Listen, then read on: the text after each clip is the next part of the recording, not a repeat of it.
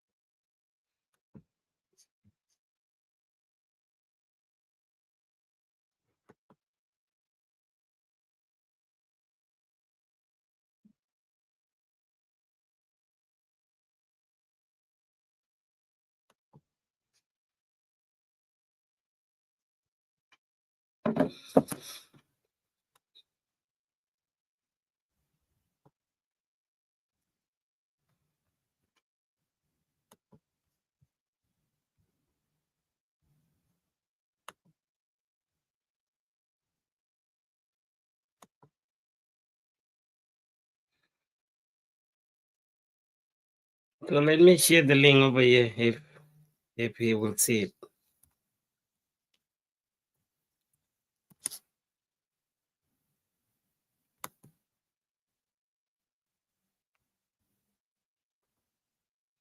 The link is right there, ladies and gentlemen. Okay, let me try with the email.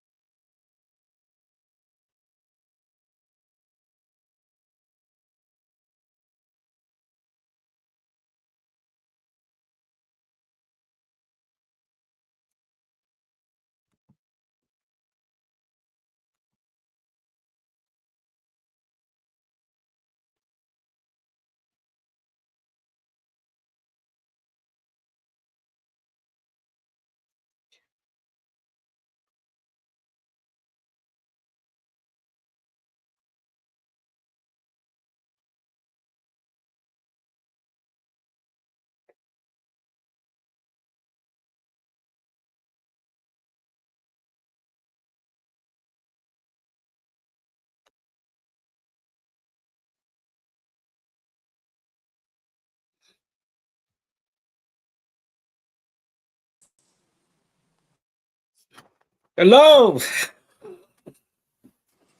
Yes, Yeah. Ngoragwem, how are you? Good morning. Good morning to you and good night here in my inn. How are you today? I'm good. Wonderful. I hope your internet will be very strong Yeah, enough. I will try to be adding more Oh, bundles. There's okay. Okay. mm, Hold on. Let me just get in back. case. Let me get back with my viewers because they were waiting for you, and I thought it would be difficult, but we make it. Okay, thank you.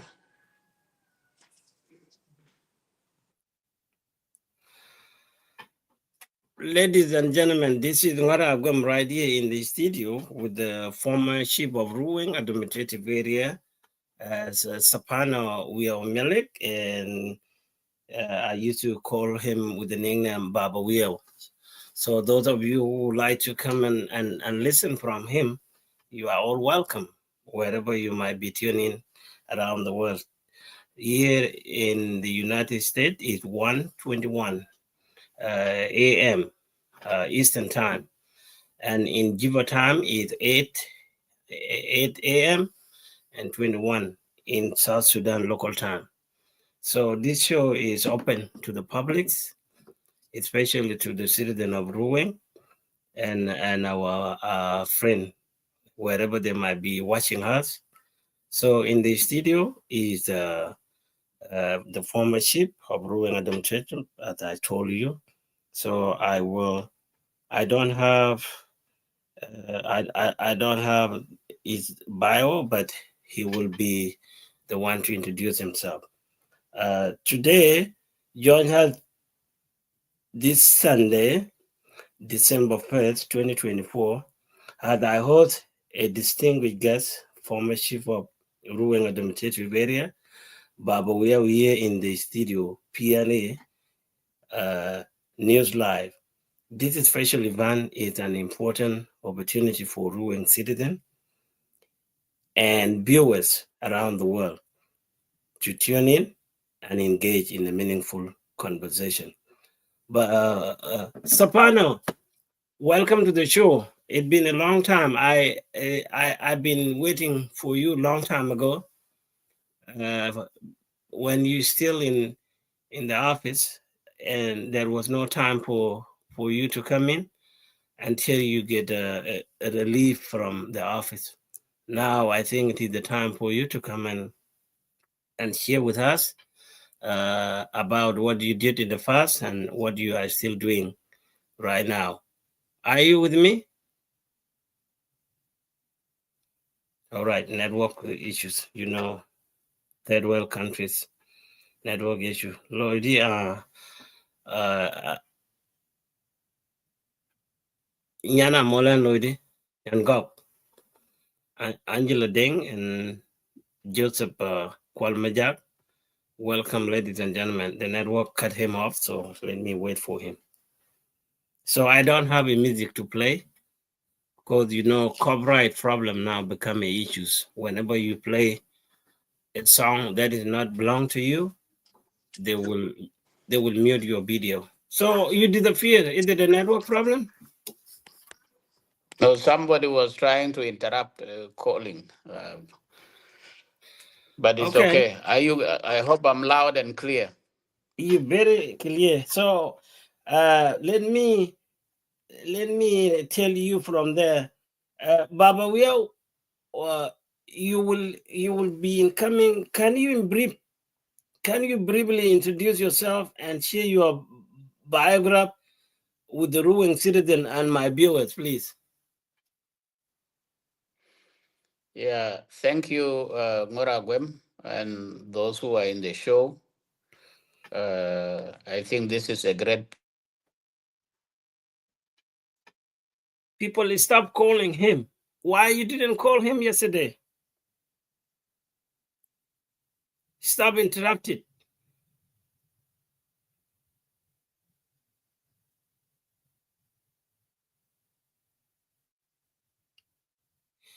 People are, are interrupted you. Now you are You are frozen.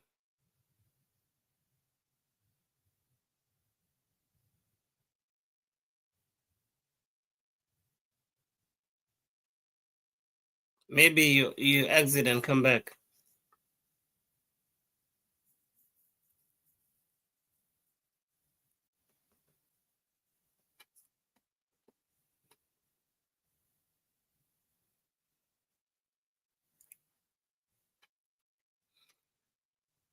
Just wait. You know the network issue there. I can't blame nobody. Just be patient until he will come back.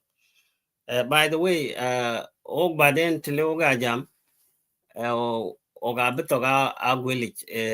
Agoran mun chipping tong the kawaja go aping. Kuran ping tong manjang. In kane Sapana. He knows so many languages. He speaks Swahili.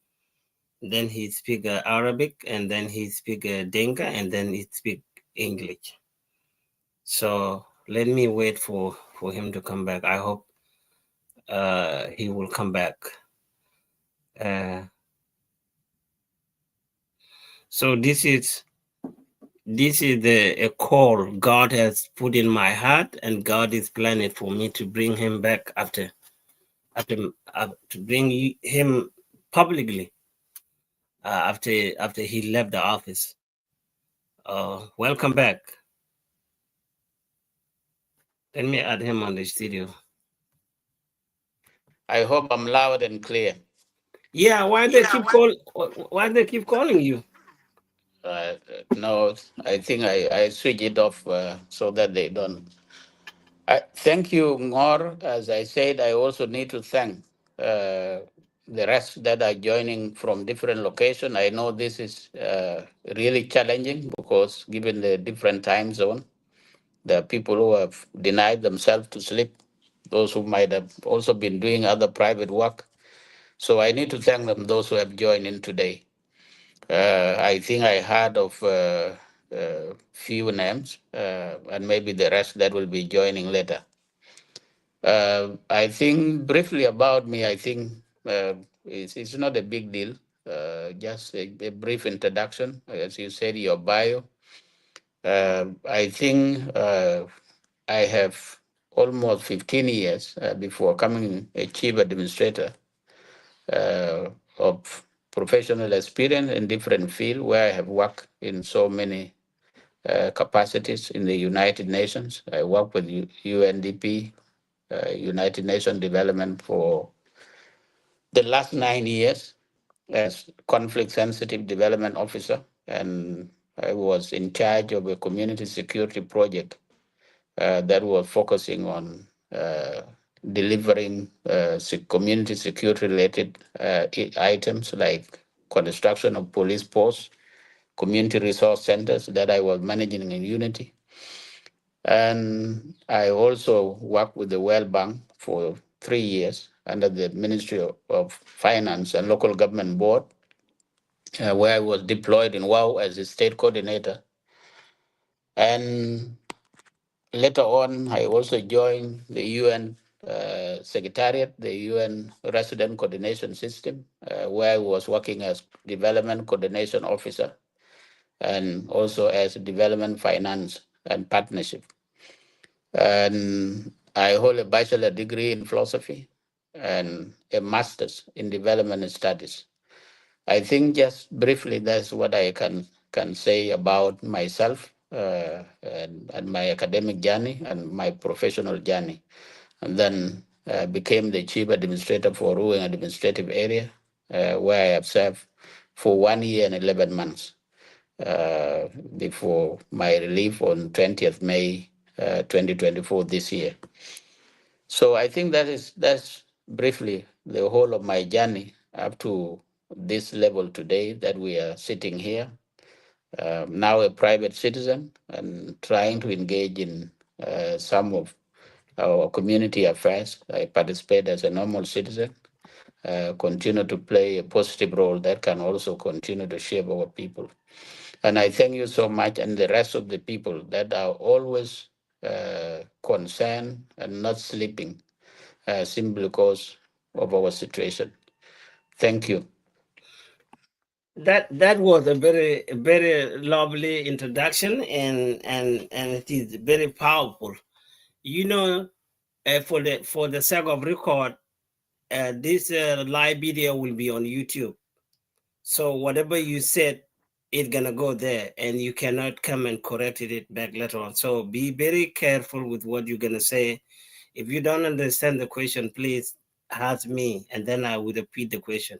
So the reason I bring you to the public is for you to come and talk about the thing you have done, because this is your own history, and this is the people history, the people of Ruweng and the people of South Sudan. So I have 15 questions. Those questions, I did not share them with anyone. I did not put them on Facebook. So I will be asking you. It's like a kind of interview, but it is a kind of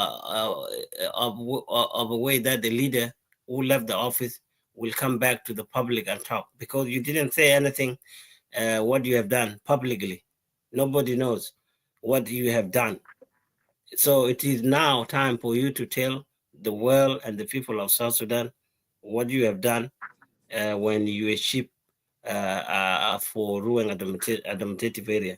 So the first question is, I will repeat the question twice, and then you have to answer that question 5 minutes, and then follow up 1 minute if there is the follow up on that question. The second question: what are the most remarkable achievement and initiative you accomplished during your leadership? What are the most remarkable achievements and initiative you accomplished during your leadership? I think that thank you so much, and that should be a well-loaded question, and I hope one might not exhaust it within 5 minutes. So, but I will try also to be uh, to be short and brief on some of these things. First, thank you, Ngora Gwem and their people, all the people that are in the show. I think when I came in, uh, always when you are looking for a position, there is that desire. What is that you need to change? Or what is that you need to bring in? And I think the first catching statement from me was the slogan. My slogan or our slogan of the Ruweng we won. Something that is protested, that most of the people do not know, do not like. It is not my slogan. I coined it and putting it as a slogan of the Ruweng people. What is that Ruweng we want? And it is that was guiding me. What do we want to see? Do we want to see a Ruweng that is secure? Do we want to see a Ruweng that our population is living in peace? That was the beginning in terms of security. Uh, we want to see a Ruweng that child in the village is able to go to school? Do we want to see a Ruweng that health services are delivered? Do we want to see a Ruweng that we have infrastructure development? Do we want to see a Ruweng that is connected in terms of telecommunications, in terms of roads network? Do we want to see Ruweng that we have a zero hunger and food security, that we are food secure, self-sufficiency in terms of agricultural production? Do we want to see a Ruweng that environmental pollution is reduced? Do we want to see Ruweng that we invest on our young people? I think these were things that guided me, and that was the slogan itself. Now, what is remarkable, or what is that we have achieved? First was us coming to the hall and sitting and talk the conference. And of course, this achievement by Ngor, they were aligned because I had my 7 points agenda, which I have also elaborated. And those 7-point agenda guided the key achievement that we made and what we were going to achieve. And this 7-point agenda were also aligned to our strategic development plan for Ruweng administrative area that was running from 2022 to 2025. It's a good book that we have left that should guide our development activities. And if there is any achievement that I have made, if there is any initiative that was in place, I don't call it mine. It is a collective achievement by the Ruweng people. It's a collective achievement by my administration that time, because those were the ideas of the Ruweng people that we translated into actions. So they are our achievement. And if I speak here, I speak also on their behalf, because everybody contributed to this achievement. What did we achieve? We were able to come together here in Juba, because my first question was, we became a state, we became administrative area, but we did not ask ourselves, how do we govern ourselves? And if we talk of issues of governing ourselves, come in the question of unity of purpose, and come in the question of security itself, comes in the question of governance. So we sat here in Juba in October 2023, and then we went home in January 2023.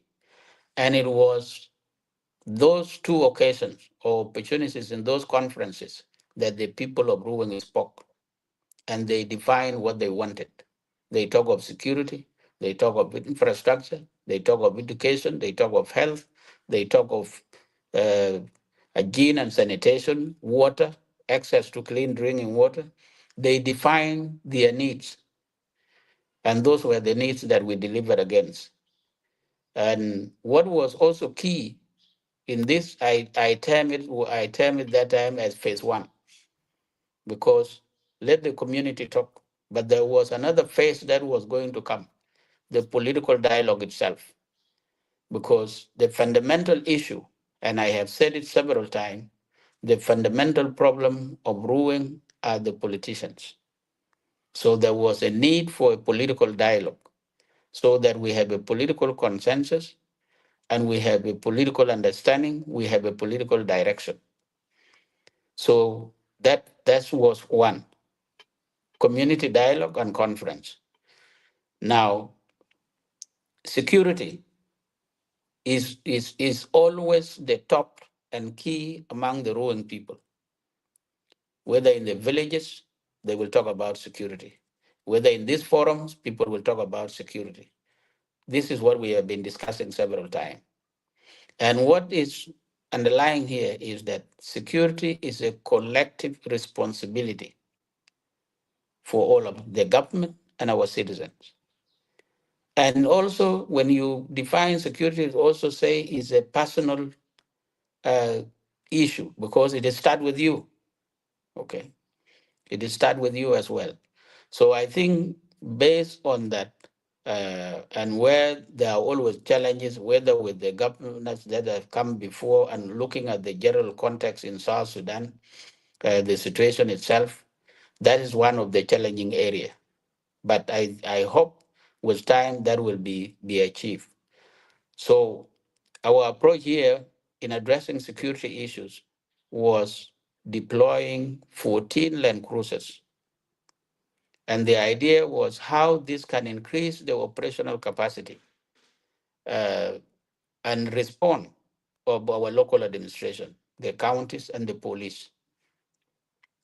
And I think if you look in Pariang Bezat, I think is where we have minimized loss of life for the last 2 years. If you define that to geographical Pariang area itself, minus Abirnam, minus the incident that happened in Unkur.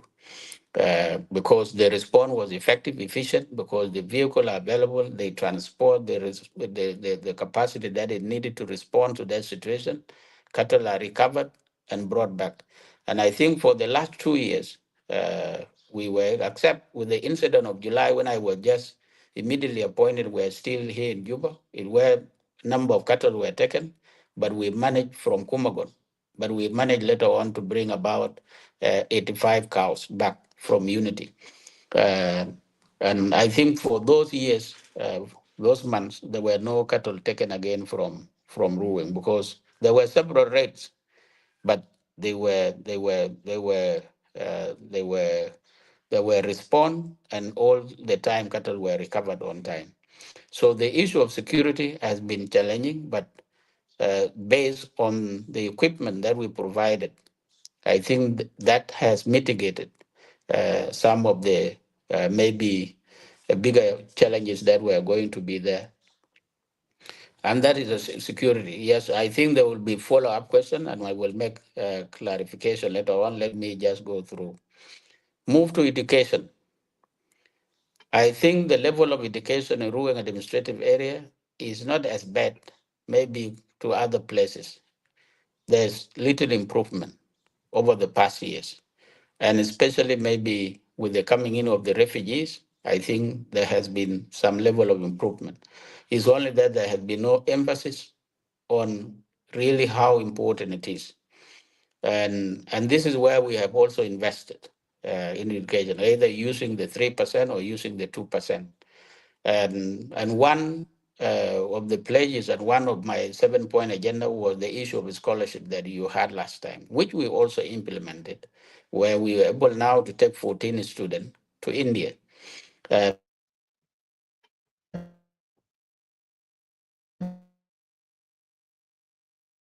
based on the criteria Somebody calling him.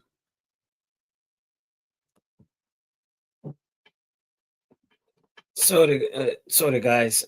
Somebody keep calling. You know, people don't really appreciate. They keep calling. So I wait for him. Ladies and gentlemen, I know it will. Sorry, people keep calling you, right? Yeah, there was one person that has been calling. Okay. Yeah. So in education sector is where we provide scholarship. And this is the policy of the ruling people, is what they agreed in the forum, is what was also stipulated in my 7-point agenda, and it becomes the agenda. We said we must invest on our young people, and we must invest in our future, and not investing just in any area. Invest in areas that we see that will come and shape and change the life of our people. So the 14 students we took to India, we said they must focus on sciences, they must focus on technology because the world is moving on technology. So if you look at them, there are people, 5 of them doing pharmacy and medicines. There are 5, another 4 or 5 doing in chemical engineering. There are few who are doing civil engineering. There are few who are doing computer science and engineering. This, what we said, these are the things that we might need now and time to come. So we took 14 students. And one of the policy, and maybe to those who are in this forum, that I need to say, in the Council of Ministers, we said and agreed, yes, we are taking 15 based on the available resources. But I also mainstream one policy. I said, listen, there are people who really fought for this country. They have died, they are not here. We must focus on prioritizing maybe some of the need for their children. Somebody like Mbengalang have left us kids.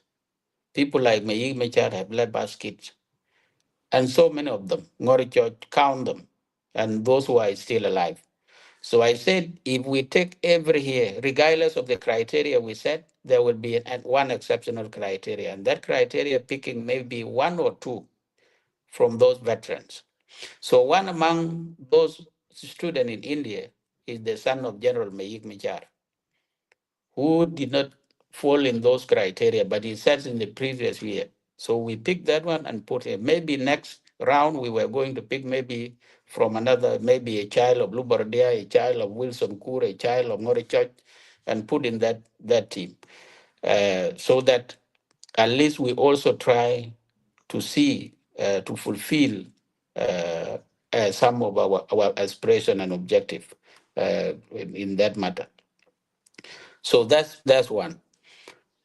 Second, and also why I confined that scholarship to Ruweng administrated geographically was one of them was also to motivate our students in the area, or to encourage enrollment in the school.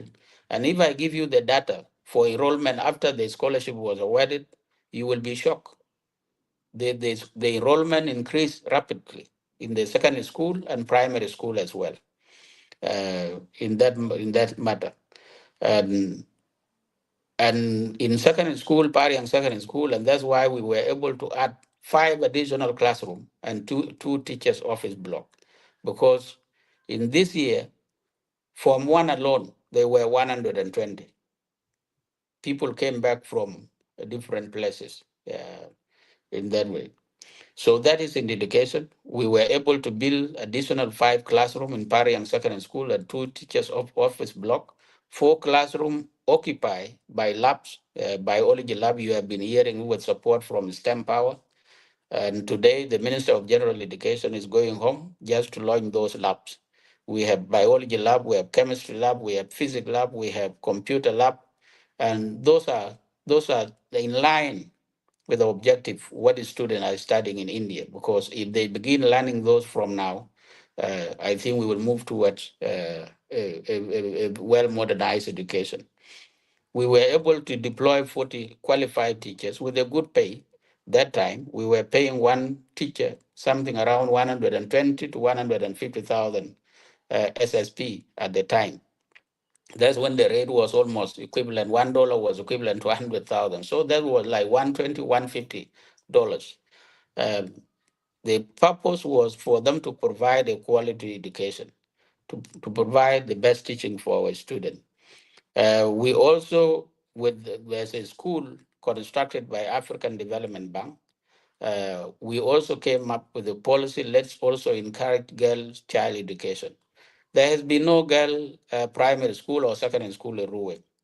So that school, we name it as Namlao Primary School, and it was approved by Ministry of General Education. And that becomes a girls' school now in Pariang, and supplies those girls with uniform. So we now have, and it started from primary 1 to primary 7. It is this year they have primary 8. So there are people sitting for primary 8 this year, and they will go to senior 1. And the idea was this year maybe we construct a girls' secondary school so that when they finish from that primary school and other primary school in the region, then in the area, then they can go to secondary school so that we encourage girl child education. From the 3%, there are a number of school infrastructure that kick off in the counties. You have had a Lilang Academy. It's a complex school. People are talking, oh, why is it costing 1 million? But I think people should go to the BOQ that is there. A Lilang is not just a classroom and teachers' office block and a kitchen and a dining area, but a complex block where you have also the teachers' accommodation. You have fencing, you have the basketball coach, you have a volleyball coach. So if people talk, why is it costing this money? Those are the things that people should go later on and look at in the BOQ that is there. And also the design itself, because our area is a bad area to put soil, and the foundation itself is something that is starting from 1.8 meters down plus another 6 centimeters above, that is 2 point something centimeters. So we have a Lilang Primary School on the process. I think it had been, roofing has been completed. We have a Liap Primary School. We have Gumriak Primary School. All these are 8 classroom plus teachers' office block plus kitchen plus 4 BIP latrines, 1 for teachers, 1 for female and male, 1 for girls and boys. And you have BM Primary School, which is starting with 4 classrooms, and with time maybe you continue to add. And there was a lot of school renovation in a Vietnam, which was also done by GPOC. We have renovation of Labang Primary School, Jamjang Primary, Ajuangtok Primary School, you have Kumagon Primary School, you have Biu Primary School, all renovated. Uh, that is in education. In health, is where we have also tried to strengthen the administration and the capacity of medical staff in Pariang Civil Hospital. And that is where we deployed 8 medical doctors under government payment. And for the first time for us to deploy is a hospital administrator, which is Dr. Benjamin Munbanyai. And we have 7 additional doctors that are paid from the funds of the PIT. And these were doctors that were under UNHCR, paid good money. And when the UNHCR project ended, they were almost going because there is a surgeon, there is a theater attendant, an assistant, and all this. So we absorbed them and we were able to give them that pay. I think the lead person is someone that we were paying $2,000. And so that at least we continue to render good medical services to our people. And that is and then there is construction of a small PACU for Panthur. There is a primary healthcare center for Panyang, and these were done from the Maram money, these facilities. And then we use also to do supply of essential drugs in a Vietnam and Pariang, and also to the outside locations. And so that was in the health sector, where a lot has to be done. That's where a lot has also to be done in health sector. In agriculture, we were envisioning that at least we should be self food sufficient for 2025, and the target was 2027. Ruweng must be a supplier, maybe to the Sudan, because strategically now we will be supplying Sudan with the food commodities, and and that's why we came up with the idea of mechanized farming. We bought 5 tractors for year 1, and we were going to be adding incrementally, maybe adding 2 or 3.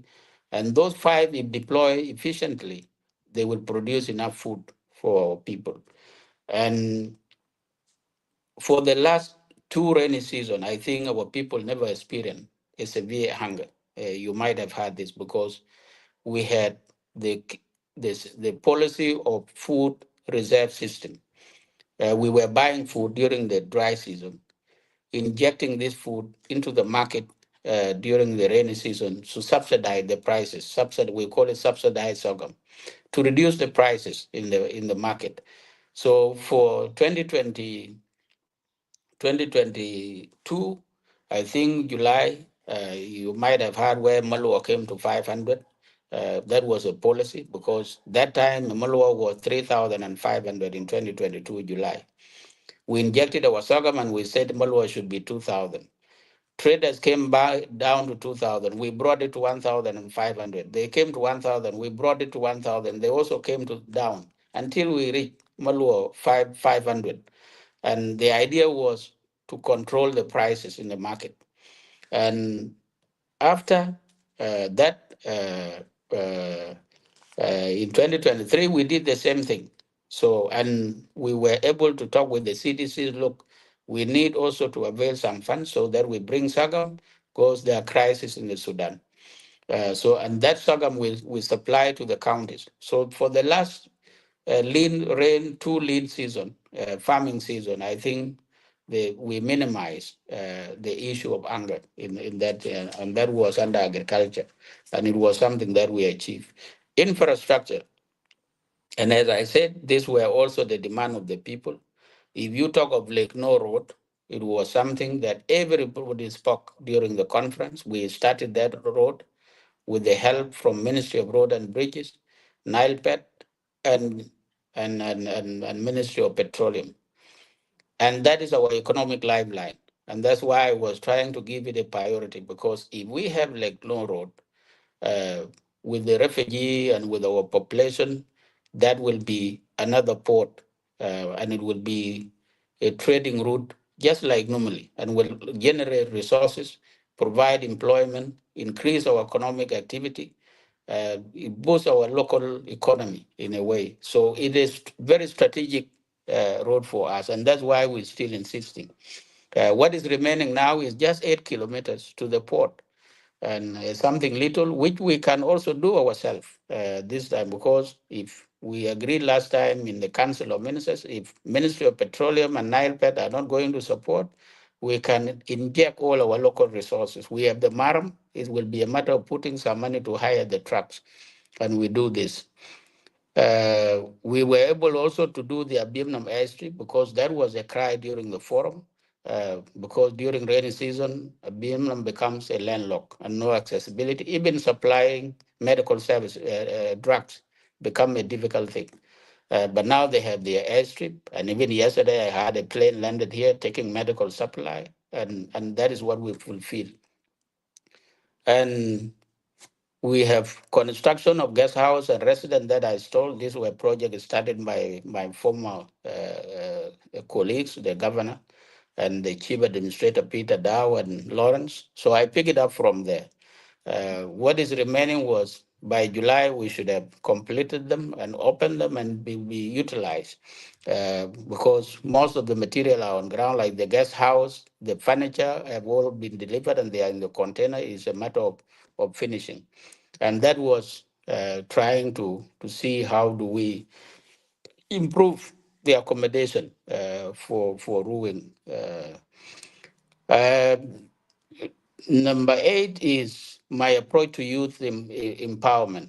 I began here in Juba, and I was moving down to see that we also build the capacities of our young people. We support our young people. And one of them was the youth office here of Ruweng Panaru and Abiemnam. They have two offices, Abiemnam Youth Association, Community Association, and then Panaru Youth Association. And for Panaru Youth Association, yes, somebody like one of our businessmen, Minyel Mayor, we should thank him, provided an office space. And we came in as a government, we also furnish and provide some equipment like computers, furniture, just to improve their operation. And they will be able to work, develop projects, present them solid funding that can help. So there was going to be a program. And Vietnam, they opted to acquire land that they can develop with time so that they have their own space. And we also focus on environmental pollution. I think in number of forums in here in Juba, I have been vocal and I have been talking seriously on issues of pollution.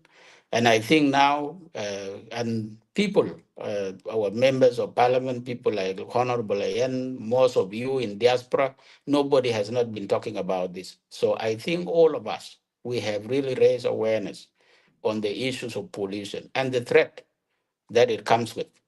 And by the way, if we talk, there is something we can categorize as a serious insecurity to ruin people, is environmental pollution, because our population will remain insecure from this factor, given the rates of birth that we see.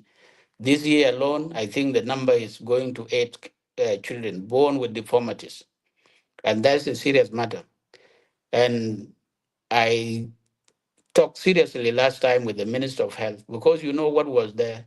GPOC and Ministry of Petroleum will come in, say we will take the sample.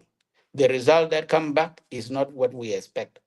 So I met with the Minister of Health and I said, this is the mandate of the Ministry of Health. It shouldn't be the mandate of the person whom we are also accusing of environmental pollution. So the Ministry of Health should take lead.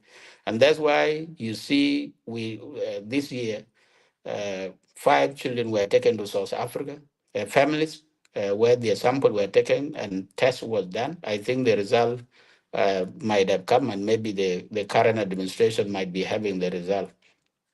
So that is the issue of environment. So there's nothing much that has been done in that area. What has been done is trying to see that awareness is raised. And I think one of the approaches where we agreed is also to make sure that we reduce the environmental pollution through afforestation. And this is where we need to thank STEM Power. is a project that people can really pick up that have started planting trees in Ruweng administrative area, and they provided a water tank for watering this tree. So if that project is prioritized and we make Ruweng green, I think that can also contribute to reducing pollution.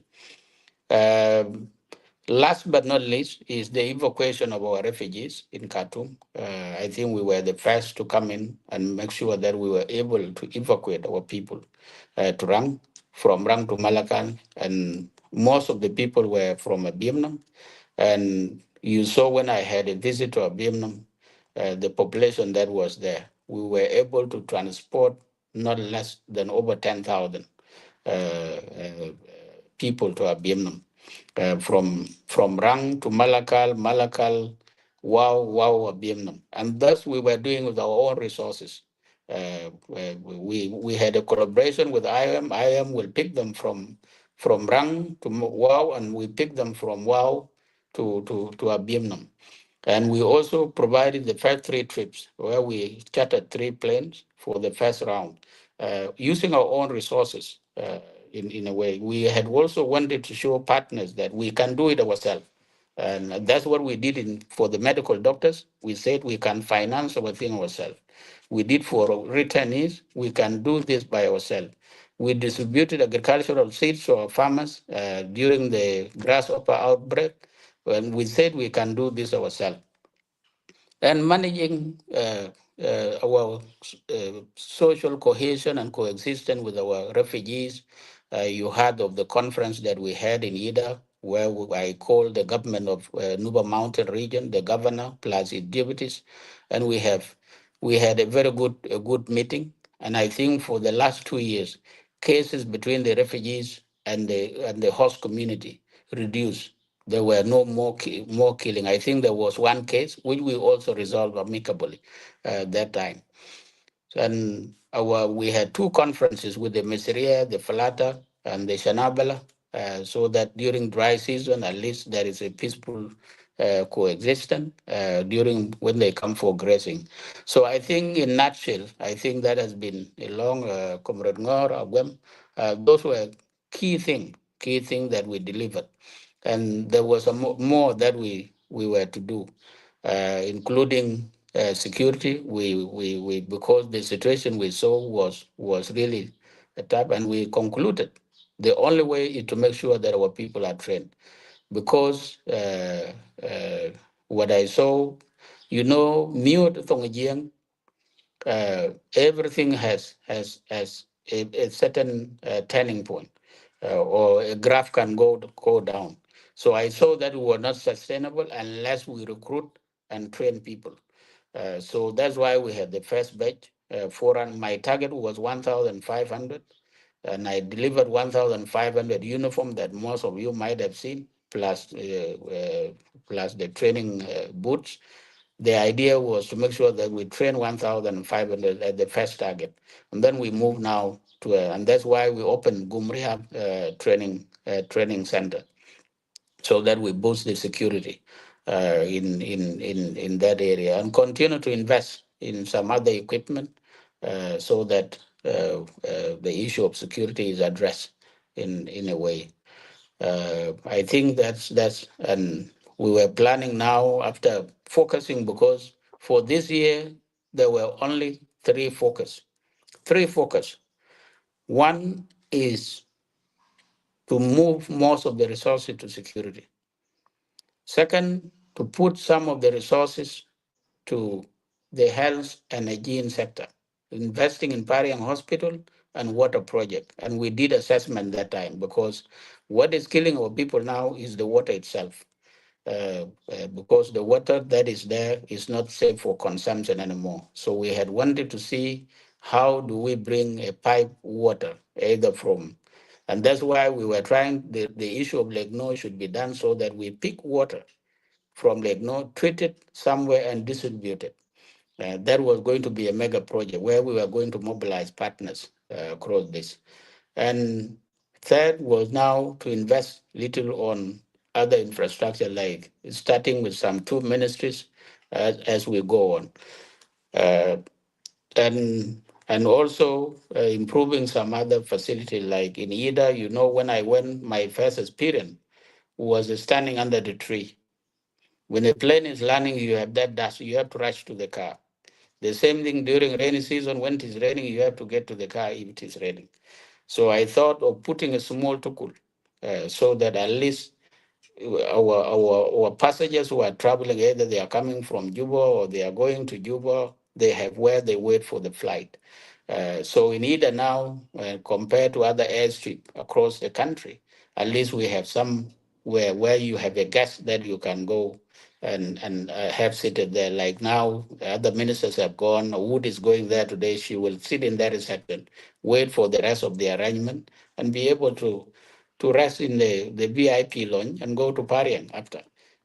So that was one thing. And we did it with the local resources. The money from the MARM, top up from the government of Ruweng administrative area, and then we had that facility. So those are few things that we did as my administration, and there were more to be on the pipeline. And the idea was we had wanted to see that by 2027, Ruweng is different. That was our target. And people have felt, even people from Unity, what we have now, the facilities we have in Ruweng, Unity does not have them. Let us be honest. Because if you go to Unity now, Unity State, you will be shocked by the state of infrastructure that is there compared to Ruweng. Thank you. That is a very lovely explanation, and it has really defined the definition of ruin we want. So I'm not going to add more question on there. My only follow up on that question is the crisis that I'm hearing on social media. I'm hearing from people talking on WhatsApp that the 14 students that you sent to India, they are in crisis now for the school fee payment. And I heard also from the chief administrative area during the governor's forum, he said that he was going to send the payment. Are you aware of that? They are in crisis. I think this has been an issue that has been coming up several times, and I think the day before yesterday, I think I was in one of the WhatsApp call here, where I have made also some of this thing clear. One, I have said this issue of scholarship is our policy as Ruweng people, and is an agenda of the Ruweng people because they agreed it in their Ruweng conference. And we fulfill it by taking these 14 students. They were 15, but one was a lady, and I think she also had other conditions that couldn't allow her to go. So we have to take the 14. Now, what was happening? These 14 were selected based on the criteria that we set.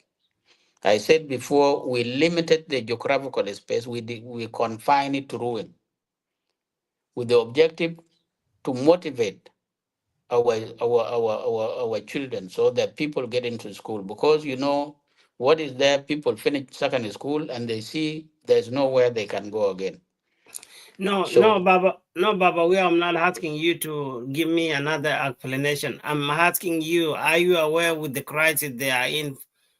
Because I'm people aware are of the saying, crisis, and that is what is leading to why there is a crisis and okay, why explain people it. are not taking a ship.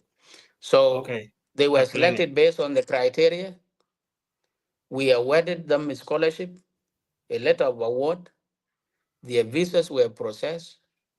Their tuition fees were provided by the university, and the scholarship is covering their tuition fees, accommodation, and feeding, plus the insurance. 4. And all transactions are done through the university into the account of the university. So it's a set up system already. So what is there was to put the board for a scholarship so that it is functioning. Uh, we pay The all total scholarship for the 15 was 225,000 USD. That's not money. If you remove the other one student that has moved, it will be less. For the entire 4 academic years, with their 8 academic semesters, we paid year 1 fully. They entered year 2 in July 2024, and we were to do their payment in May early, or say June. And that was in May. You saw the director for education, general education, when the DG, the Bentham, went to India. I sent him purposely to go and see the condition of the student, so that if there are other needs we can put, like they need laptops, we need to provide them with laptop in a modern way. My handing over note to the chief administrator have all this package. The Ministry of Education has done that. So this money was to be sent there for the first semester or maybe the entire year. For whatever reason, I don't know. Whatever the issues that they raise, I don't know what are the issues. And what I know is not a question of money. When I left, there was money. And I think even now there's money. And what I have been hearing, yes, the chief administrator have been committing that we will be sending the money, but it has not been done. We were in the call yesterday here, and the same student came online. So I also agreed here in this forum, I will meet the chief administrator myself after this governors forum to discuss, so that let him also tell us if there are things that are not clear and they need me to come and clarify. I need to clarify. But I know the Ministry of Education have given the whole package, the whole system, the whole setup, the process.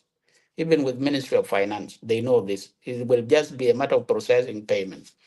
So I am aware of this, and I will also have a discussion with the chief administrator to see what is the issue on this, so that if there are issues maybe to be blamed on me, I need to clarify in that matter. But I know we had a clear system on in terms of payment and in terms of support to these students. And they never have issues in year 1. What was remaining was to provide them with equipment, computers, laptop, printers, because we are planning, we bought them one printer so that when they have their coursework, they come and print in one place. So I'm aware of that. Thank you. Thank you. For these students, yeah. So we move on because time is running out.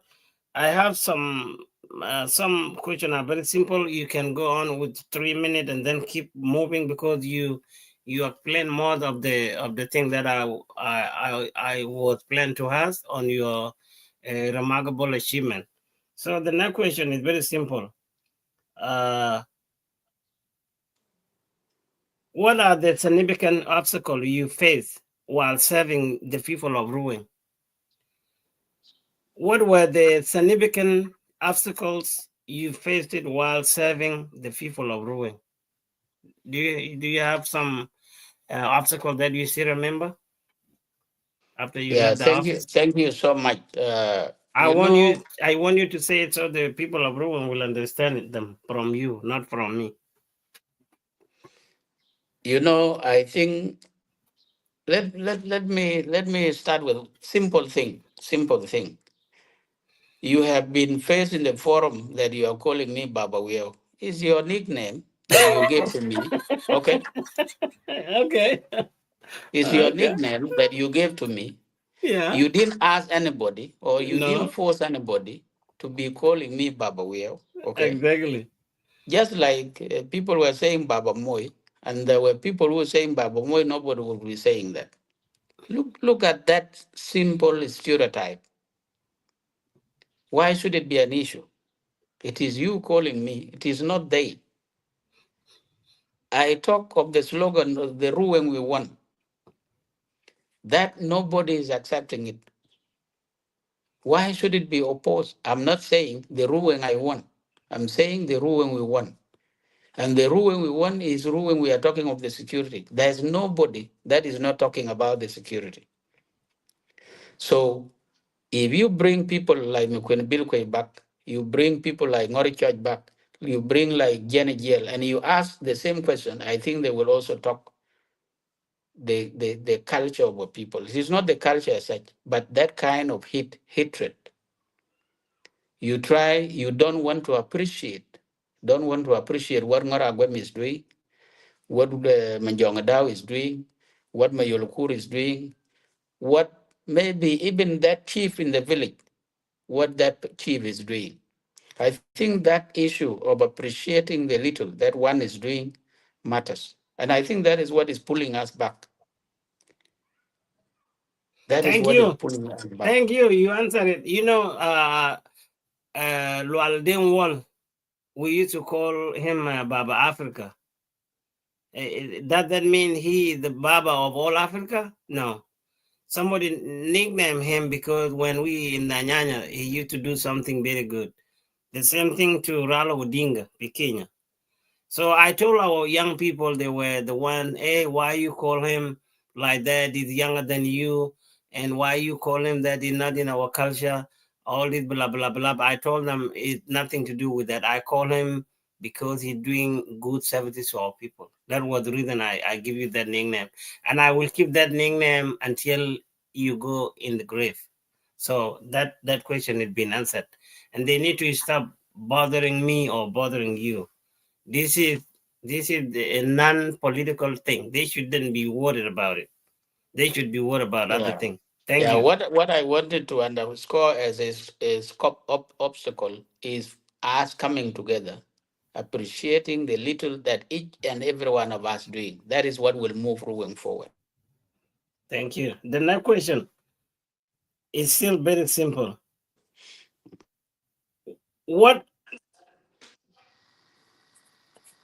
are there any unfinished project from your administration that you hope the current leadership would complete it? Are there Yes. any unfinished projects from your administration that you hope the current leadership would complete? Brief There and short. were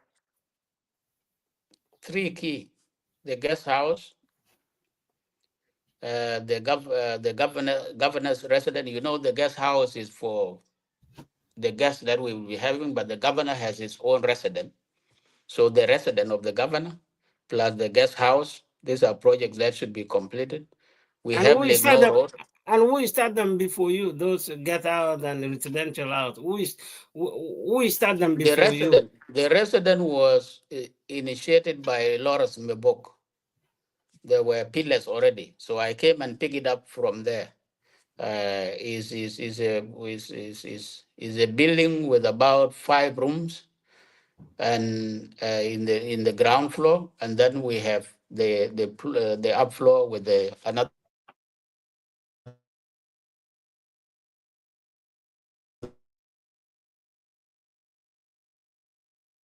space for the visitors. Somebody calling you. Yeah. The guest house was started by Peter Dao Chukwe. I picked it up also from there. I think when I found it at the ground floor. Is the G3 they call it G+3. That is that with a number of rooms at around 20 something. So that is, and then Lake No Road that has to be completed. We have a road from Panyang to Bongi, the Abongyang Road, that has to be completed.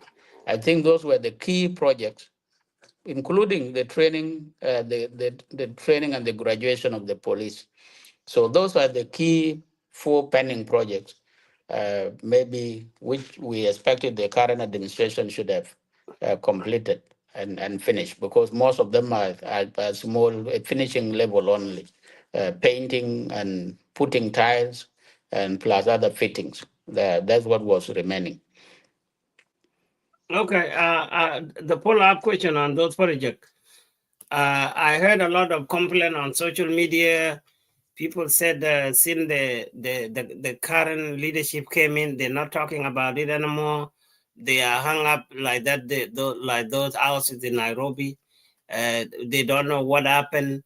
The contractor were fired. They don't have any contractor anymore. Are those talk are true or they are not true in your knowledge? Well, I have no definite Because answer. all of them they Yeah. stop. The Legno Yeah. road is stop. Those together they stop. Nothing is function now. Nobody talk about it. Legno Road is an issue between the Ministry of Roads and Bridges, Ministry of Petroleum and Nilebed, and I think it's issue of funding. That's one. For the resident and the guest house, I think most of the funding has been committed. For the resident, I think what is needed is about 98,000 to be paid to the contractor to finish the work. For the guest house, we were remaining with a payment of 281 only to finish the work. That is a total of about 300,000 to finish those facilities, those very expensive facilities. So the reason why they are not completed, that I don't know. For Lake Rono, will not blame it on the administration because this was a national project supported by the administration. I think that's the training of the police. That was solely our project in conjunction with the with the Ministry of Interior plus the police. So I think I'm seeing, yes, they have been continuing with training in the counties, and I think they will be graduated, but I think they will be graduated with six. So the next level may be to see how they can also be armed so that with all the equipment of the police that are needed. So I think the best reason might be lying with the current administration why maybe these are not being completed. Because if it is in terms of payment, yes, I heard that the contractor has been stopped. I have not seen an official termination, but I hear he has been terminated, not to go ahead with the Oh, project. And okay, yeah, okay. You mentioned those police will be graduate with the stick. Why? well, I think I left the plan. And I think it's not very important to talk about it here. Okay, The okay. Let's plan leave was it. there, and I think it will Okay, be a matter of somebody to take it up here. okay. Let's leave it there. Yeah, yeah. We are move on. How do you reflect on the current state of Ruweng? And this is the question that a lot of my viewers they want to hear you correctly. If you know anything, say it. If you don't know anything, you can leave it. How do you reflect on the current state of Ruweng, and what is your vision for its future? Because now we got too many problems going on We now. have been in the social media, and we are seeing the level of division. When I came in, why I started with the dialogue, I wanted us to consolidate ourselves and making sure that at least there are very minimal differences. That if it's not handled, if Ruweng is not able to sit down again and talk and address those issues, I think the issue of division, we don't call it total disunity. Those small divisions, they will continue to affect us. And importantly, the politicians. You know, even if you go to the village, what the old man will tell you, he will say, you, the politicians, you are the problem. We are the one financing young boys to insult their elders. We are the one trying young boys that you do this. We are not trying to show them and become a role model to them. So what I need or what I want to see, if the politicians are able to get into the room and be able to talk and be able to sign a deal that, look, this is how we want to move Ruweng forward so that it is inclusive, because I believe nobody will claim the credit that I will improve Ruweng myself alone. Never. Unless we sit on a table and say we need to move it forward. But I see the future is bright for Ruweng. In terms of other region, we will be prosperous. We will be we will be moving ahead in terms of development and in terms of improving our security, because we have the resources, we have the people, we have the knowledge, and we have the political power that we need.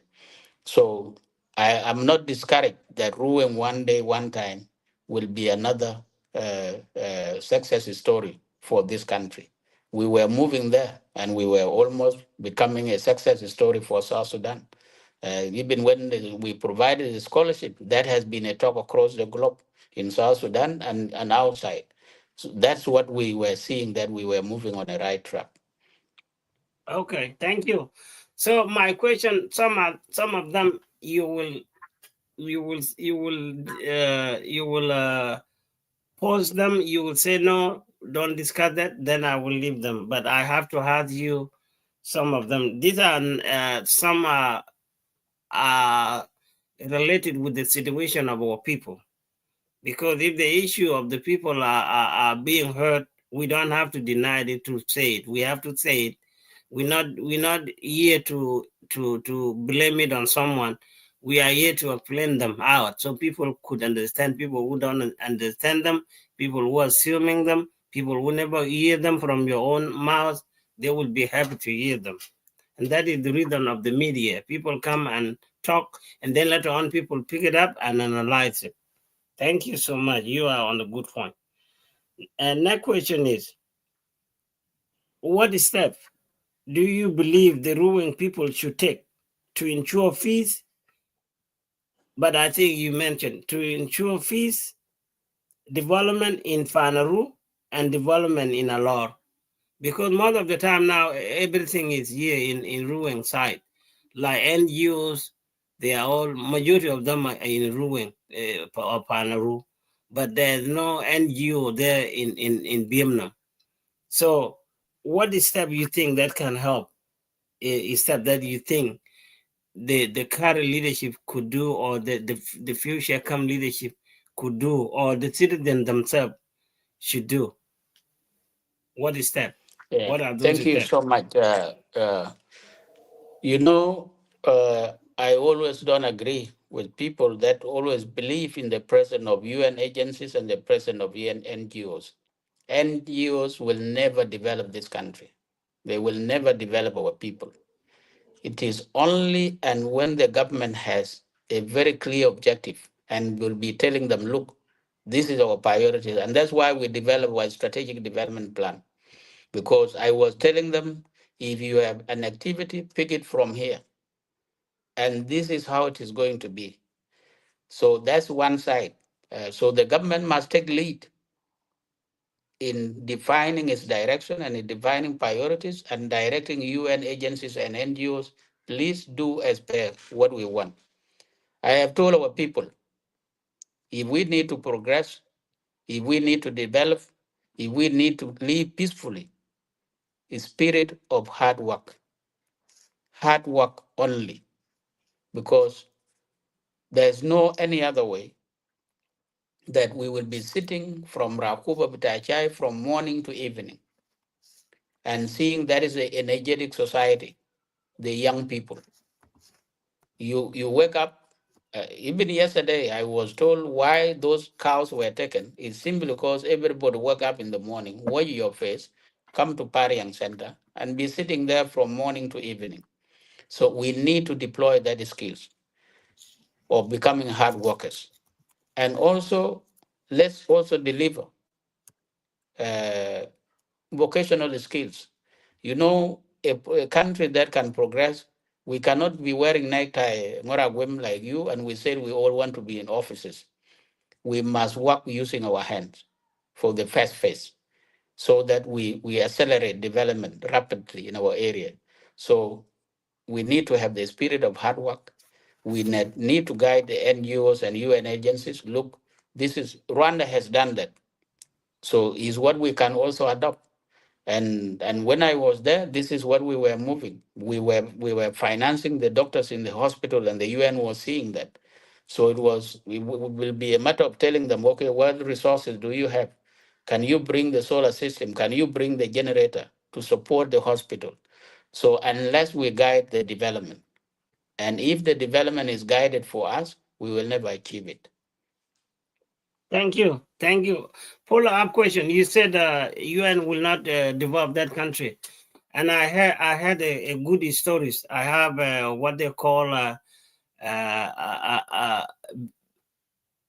Vietnam farmers. Those people they've been doing a good jobs for before your leadership came in.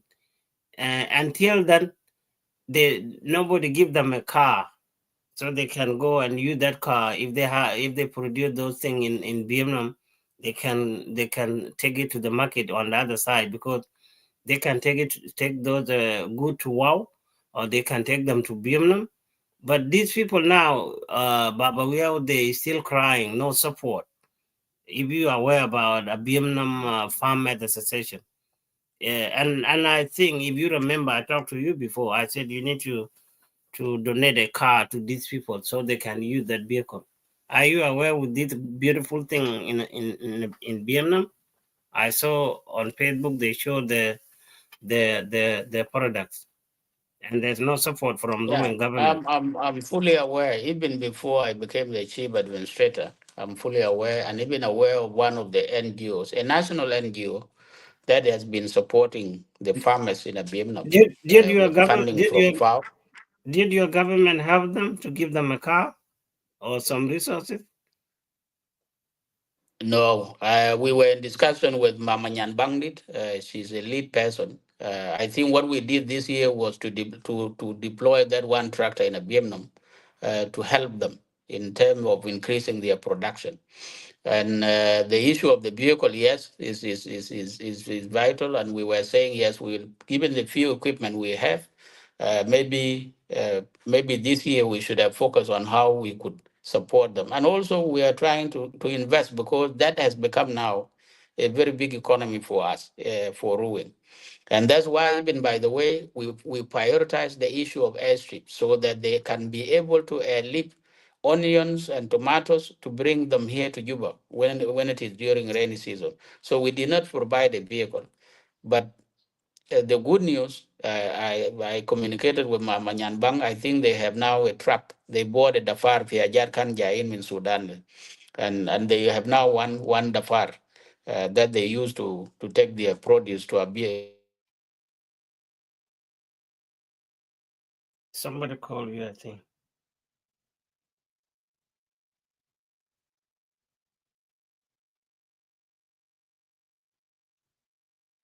Somebody call you?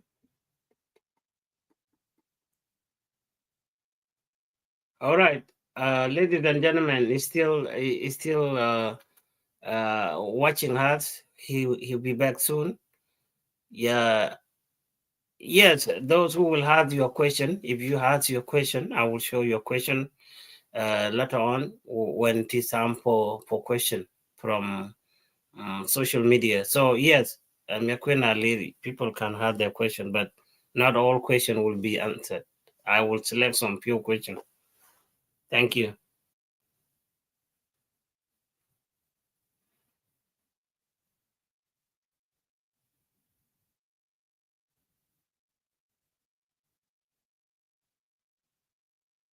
So I'm waiting on him. So let me wait. So stay around, ladies and gentlemen. We are not finished yet.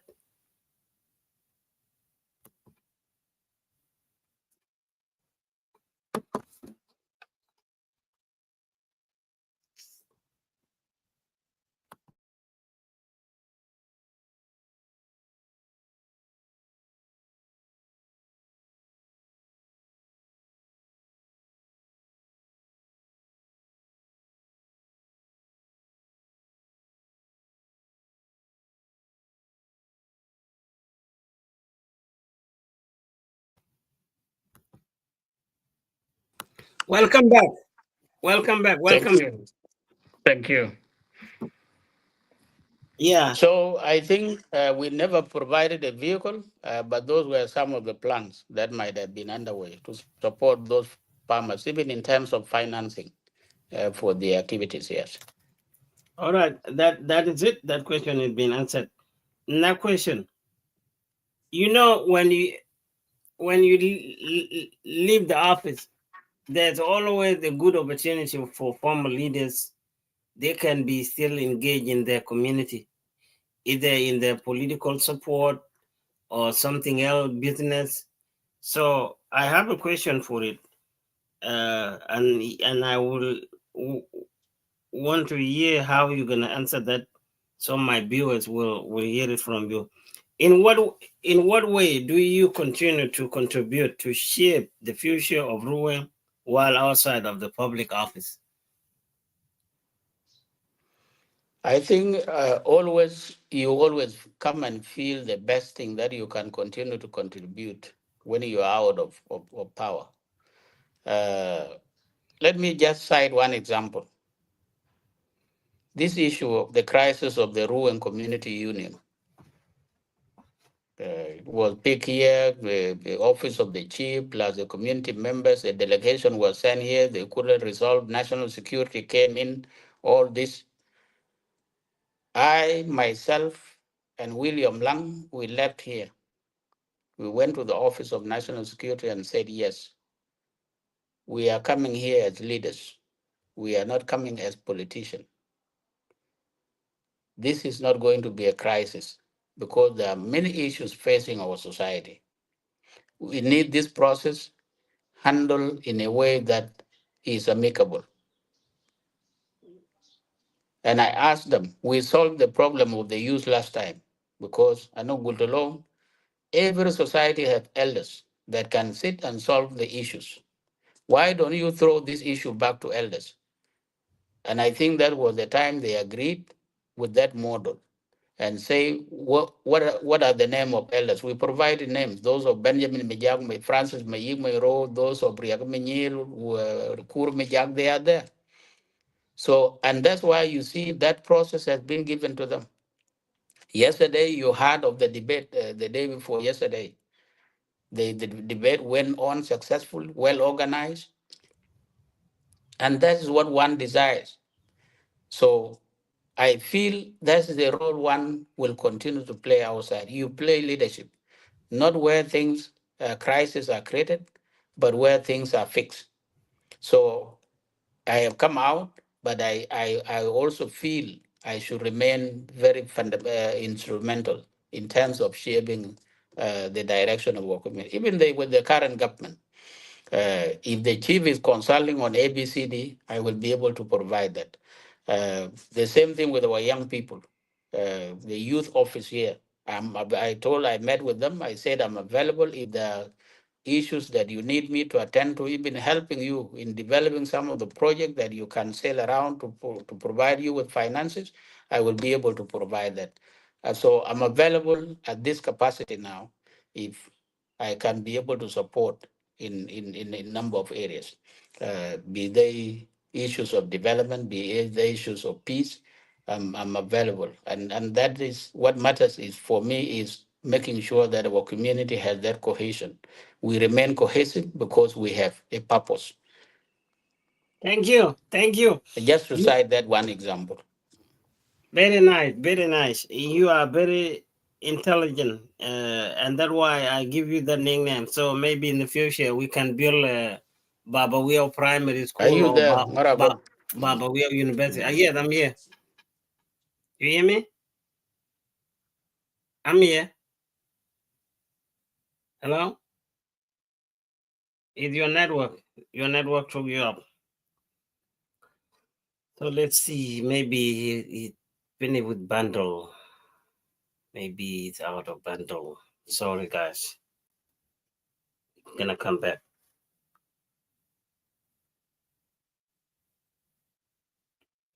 To my Ruweng citizen, this is a great opportunity. Yes, I'm here. It was your network who take you Yeah, off. yeah. This is a bit disturbing. Yeah. What I was saying you are a very intelligent man, and that's why I was giving you this nickname. And inshallah, in the future, maybe we can build a Baba Wieu Primary School or Baba Wieu University. Inshallah. Yeah, okay. Next question.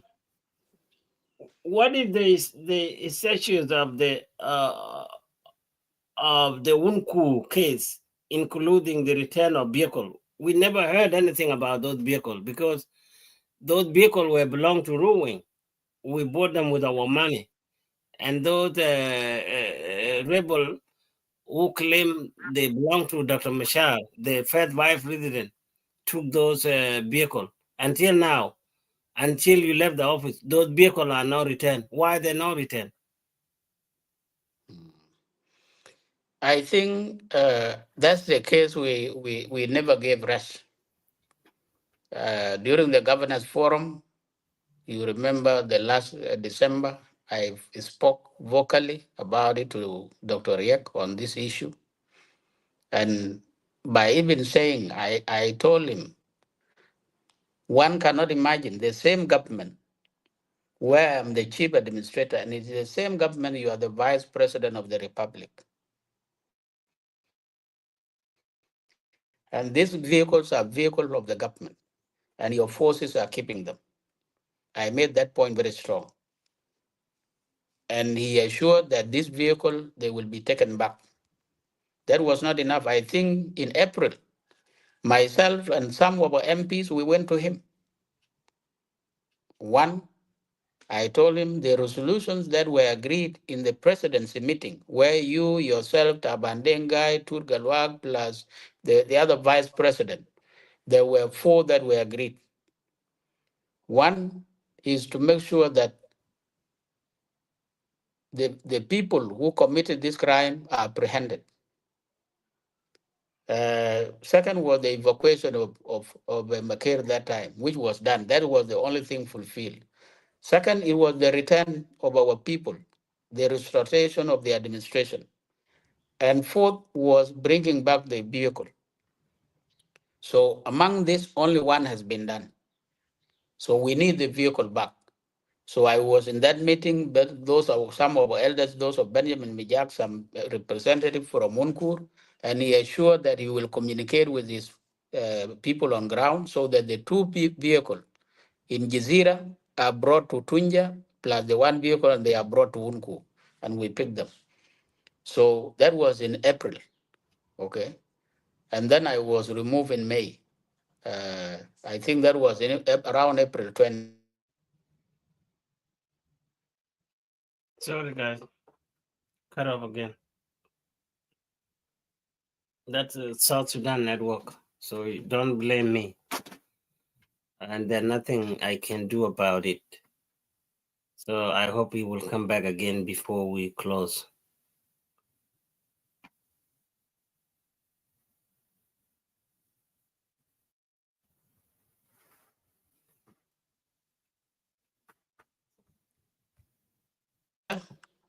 Are you out of bundle or network? It become very weak right now. It's network that is disturbing. Oh, okay. So okay, that was the action point. And you also had during the governors forum, the current chief administrator also echoed that. So I think it's a matter of continue to give pressure to the first vice president so that he talks to his forces and making sure that those vehicles are brought. I also suggested to him, listen, if you don't want to bring them, you give us 3 vehicles here and take them to the Ministry of Interior. They are painted and they are delivered to Ruweng administrative area. His argument was, I don't want to encourage vandalism. So those general, they must be held accountable and they must bring those vehicles back. We said, okay, you deliver them in Wunkur, give them to the unified forces, and we pick them from there. So it's a matter of follow-up, and the chief administrator repeated that in the governors forum.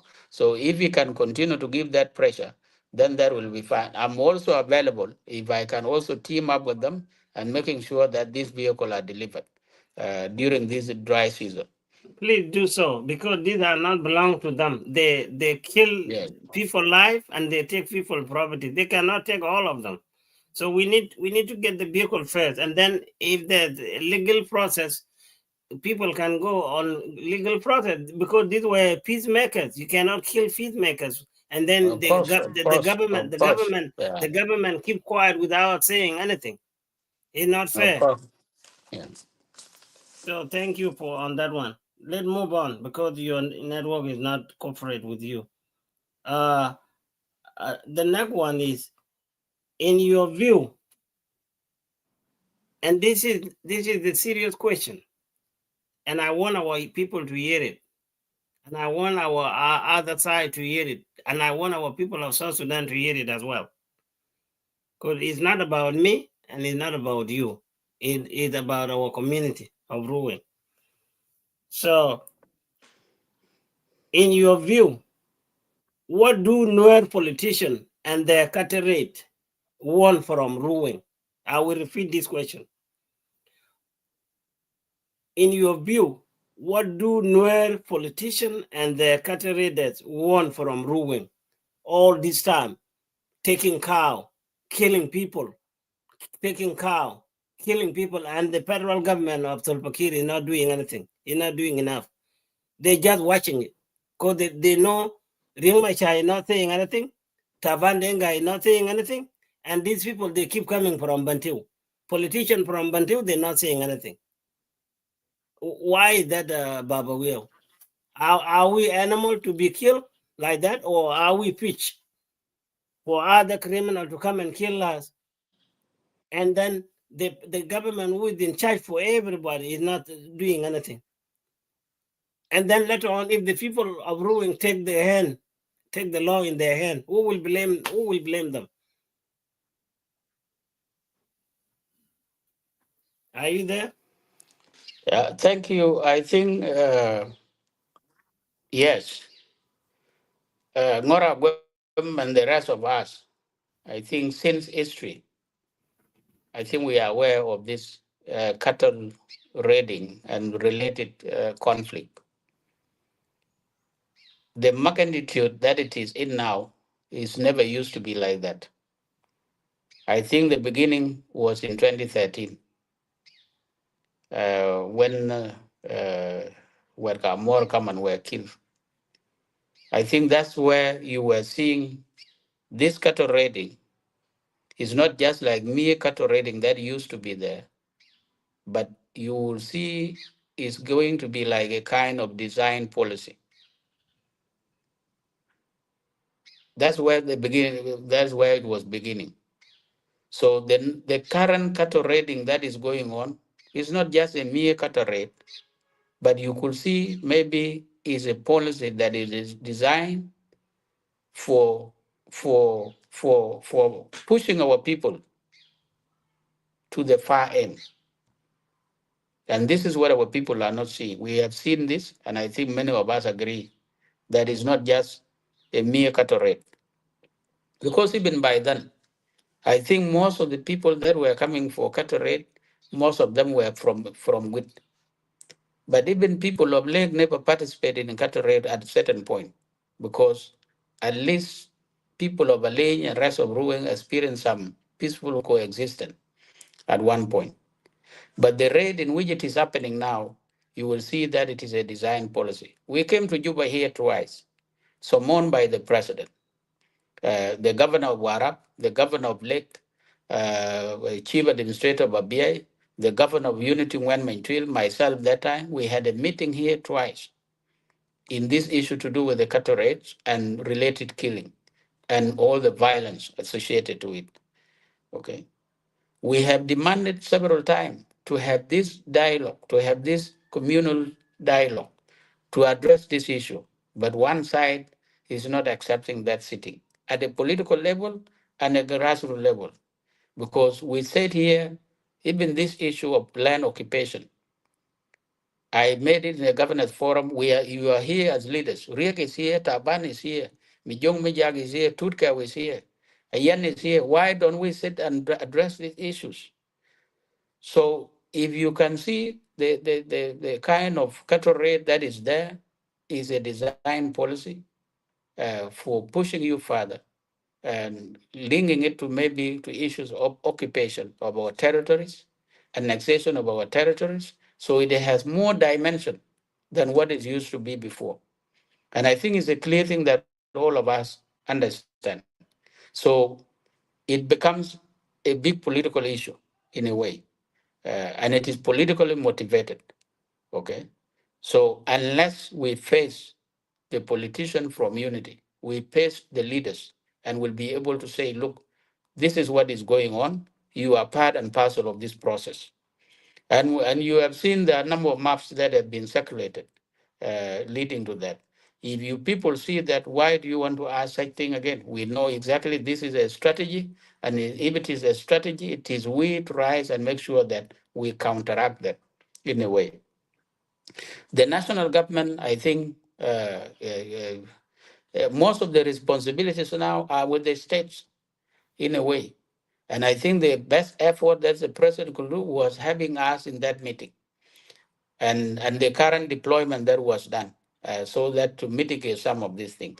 So I think the bigger solution will lies with us as people of Ruweng to make sure at least there is a position that we adopt on how we should deal with this situation in a way. Because for me, I take it as a policy that has been designed to push us to the end. But I think that will not happen at our watch. It must be addressed. Yes, exactly. So it is not only you who's seeing it like that. We all know it's the plan, design. Look, the police that was killed is not a civilian. It's the police director, but South Sudan. So when they killed that police director in Panakwa, that's supposed to be condemned by the government. But we still then we never heard any condemnation from the government in Juba. That means somebody doing it and somebody is telling people no, don't talk about it, because Ringmasha is the one sitting next to president and Tabani the second man sitting next to the president, and these criminal people they come from their backyard and they don't want to do it anything. So people have to talk on these issues, Baba Will. This is not a hornbill of Pandaru alone, because it is the same government we belong to, and it's the same government those criminals belong to. The government has to do something. So you answered that question perfectly. Thank you so much. I absolutely agree. I absolutely agree because it is a government responsibility to address the subnational violence because that also threatens our bigger security as a nation. So whatever happens in Ruweng, whatever happened in people, whatever happened in Morobo, what happened maybe in some of this, they have issues. They have a national bearing in terms of security. So I think I agree with you. Yeah, thank you. I left with 5 questions. We're gonna go slowly like that. The next question is: do you maintain a strong relationship with former governors and leaders of Ruweng? Do you maintain a strong relationship with former governors and leaders of Ruweng, like the leaders in the village and all the former leaders? We have 4 former leaders, governors. We have 3 chief of administrative area, you and Majongadao and Chola Walid. These former leaders, if you sit together, if you really understand the slogan "Ruweng we want," if you guys sit together and meet with the president, this issue the people of Bantu are doing, this message could be heard across South Sudan. If you all these leaders sit together and talk with the president and leave your differences apart, this is the group of Ayan. Like what I heard, this is group of Nyanlat. This group is of Taban and Nyanlat, and this group is there are 3 group. I don't know which group. So if you guys put that aside, the way you see the way your community want to be treated, and you guys ally together and go to the president, I think this problem will be solved, Baba Will. I'm sure 100%. Yeah, But that's why but you guys are not together. So are you have a relationship? That question I had, and I want you to say the question to answer it. So our ruling citizen will hear it from you. I absolutely agree with you, and that's why I said before, the fundamental problem of Ruweng are the politicians. If we are able to speak together, if we are able to maintain that relationship, I think most of these issues will be addressed. And that's why I said during the conference, what was remaining was the political dialogue that we as former leaders, governors, chief administrators, former ministers, MPs, even former county commissioners, coming together and define our political cohesion. Yes, at the minimal level, there's a relationship you maintain with rest of the people. But somebody like Mabok, we talk. Somebody like Seji, we talk. Somebody like Mayol, we talk. And for me, somebody like them, we meet and chat. But I think we have not come on national issues. We have not come together and speak on the issues of Ruweng and see how do we want to address them together. So until that time that we are able to come together, there was initiative by Daniel Shoda, and that was the initiative. I had a very strong buy-in, and I asked him to go ahead. And if you succeed, we will be able to sit. Chol engage individually with each and every one of them, including myself, engage with our MPs. And what was renaming was for us to come to the room and we dialogue. I left Pari and I came here after he has met all the former governors and the former chief administrators. Rest opted out of the meeting. I had all the MPs in the room. I have brought in some general. I brought in some elders. And only people who came were Chola Wallis and Lawrence Mebok. And had Tim Michar came in. The same thing with Manjong Dao and Mayul. I think we were going, and them, we were going to address some of these issues. And I think that was the missed opportunity that we had. And I think I agree with you. That is what is remaining for us to make sure that we have this political cohesion. Because when we don't have this, we will not be able to speak as leaders cohesively, and we will not be able to speak as leaders in addressing our issues. If we get up, all of us, and we're able to go to the president, and he will see that we are former leaders, the president will give a strong weight to what we are saying. And some of the issues and challenges that we are facing here, that will not deny each and every one of us becoming a leader in any way. Even here in national level, we will be able to fit into some of the positions because if we are able to do one thing, because it's not the chief administrator that each and everyone should be focusing on. We should be able to place ourselves in the national institution here if we are doing one thing. So I think that is an area that we need really to work on so that we have the political unity, we have the political cohesion, so that we are able to address our issues of our people. It is not a question of trying to say Lo United made a mistake. We need to capitalize because that will kick him out, and then tomorrow it will be the same person, another will be the same. So the repeat will be continuing. So I think that is the gap that we need to close. And for us as former leaders or politicians to come together and we have that one voice. Political differences are always there, but the issues of ruin should always be a, a common agenda for each and every one of us. There's no way we can compromise that. So I absolutely agree with you. I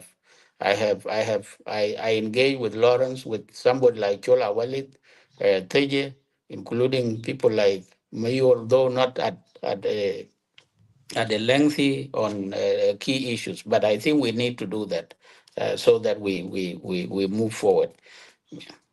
Thank you. This is the time. This is the time now. If they really love their community, this is the time. And it's not only the Ruweng people, leaders could come together. It is happen everywhere in the world. Former leaders, they always still engage with the problem in the society. You have seen it here in the United States. You see Bill Clinton is still working. Jimmy Carter, you have seen it, he's still building houses before he becomes sick. And you see Obama, you see Bush W.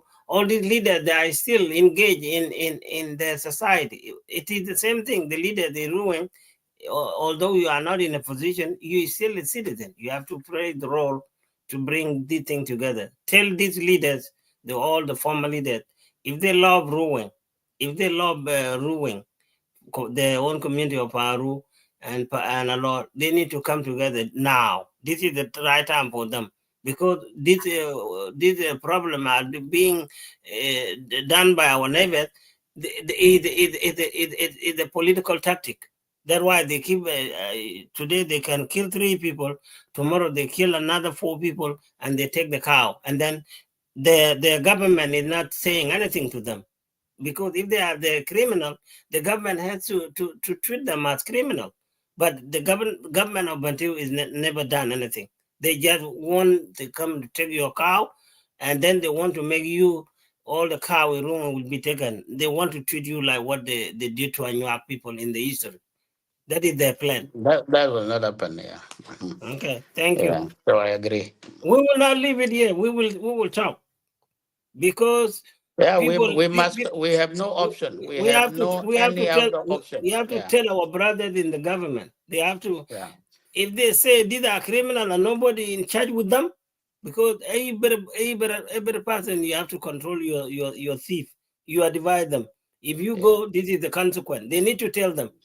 Yeah, I agree. And even in the last morning call, I think this is what people agreed. You know, Honorable Ian is here. Simon Mijong Mijak, the fact that they are at the national level, they are our leaders and they will take lead. So we will Yeah, push as former leaders, we must make sure that we come together and speak on the matters of our area. follow up Mm. question on this issue, Baba Wieu, and you will take that as an additional point. People are complaining too much. Those soldiers who are deployed in Pariang, in the Pariang town, Tawinibi Kaka, they make that place the high place where they come from until at night, and they go and sneak in there and sleep, and then in the day, at night, they will leave. And you, after they leave, you never know what they're gonna do. They go back to Bantu with something in hand. And we talk about it. Why you keep those soldiers in the middle of the city? Who responsible for those soldiers? And President Kiri, the commander in chief. So why those soldiers are in the town? Who deployed them there? And what they're doing there? And if we have the police, that place should be a police place. And even police cannot be put in town. They have to be located somewhere. These are a civilian population. Like if somebody become drunk, they can kill innocent civilian. We talk about it. This is what need the I agree. this is what need the leaders to sit together and explain it to the leadership in the country. It's not fair. I agree. You know, with the military barracks, you need to locate it outside the civil population setting. That's a factor. Even Manjongada was planning to relocate them. We were also doing the same thing to relocate them. We identified the place. The idea was to put the borehole and bring Maram and upgrade that area so that they are far from the civil settlement. But let me tell you one thing here. The issue is not where they are. The issue is lo init ngon we atong ni jiang. Yeah, we don't go ping. We don't In the ondo ama in the luangdo. Kubaka man kunyang ke long nin thin. Then yin in jali in la toja by automate. What will you expect maybe at night if you are not sure of these visitors? The problem le oak bergetan ke kada. Kwato mit kwatin in good numbers. Lakin engan en gambire fi maskar. Chiran. Izate ngek ben guchole ure kuin in jel ku chogluang do alilang chogluang do man ko ku chogluang do pana kot ku chogluang do ali ngadi pa lok enga kwa chera ren Okay, come on, quite one day, Ben, you Ben, you young at whoever wakes out at night, nobody sees. So that's the problem. So mochi meet by a gam big fi masker. Mochi our officers to feed brigatan, mochi get a gam big red, maybe jitan cake. Because in the run, but that's why I got disappeared. so meet me the pan pay ben you will know. Where do they get money? Good question. Yes. So the problem is us. So if there are people that come to Lekoje Ben Nibi Kunin Hitan Kuleki roadway wakao is simply because we don't sleep there. Good question. Good answer. Thank you. Kuning dera ne to udi kale bingi jangan ki Ben ekol ekene jundi taba lena wali he jundi taba lena kwe jai le munu kale bingi. So okay, it is a problem that it is we okay problem itself. Ke mufrudo bien lo eken wana na jo ben ti kulela kwa ke lo eki nibi wala ko ngolo eki lo eki ka ke nyang nibi kulag lo kwen ke rano jo lo lo ai we wa ko kulo ke dan lo simple ko za chin ne chiran nin ke yen because to ka man wa ku jo ro ko kulo ngwer ka ping kulela no kulela la lakini chiran pingen. So I think that is a fundamental issue with us. Yeah, thank you. Thank you, Baba. We have Này cái that chả question. cái giọt lá cái jam jam chả cái giọt lá cái giàu quá ngồi cái re cá bách they will still sneak and take cows at night. All right, I got another question coming, and this is a very important question. You can have like 5 minutes explaining it, and then I have some question I'm waiting somewhere here later on. If we have time, I'm gonna let you answer some questions, but not all of them. So the question for training police, you answered it before. You said those police are still there, but people on social media were saying those police that disappeared, they are no longer there, and you said they are still. So who is telling what? The social media people are lying, or you lying? Who is telling the truth? People said those police that disappeared after you left. No, The 460. I think what I agree with them. What I was trying to say, they exist within Ruweng. I think pure one, not a matter of assembling them, making sure that they finish their last tactics and they are graduated. Back in after we left, the training camp was deserted. She law where. Okay, matter big quality. What I was saying, only a few days I think in every county, a jama. No ne kila quality yeah, well quite computed, well quite good that's what I don't know. Okay. But I think mini new year the training center can go log the quite go where because we will like can support and all this and nobody focus on that. Uh, so and that is where we need to give importance to make sure that they are recalled, they finish the remaining bits and they are graduated. This morning, that's why I was telling you in the morning, fee mujmum in Jamjang, they are provided with uniform, running on Jumbas, and they were singing, and I identified they were the former those recruits with those songs.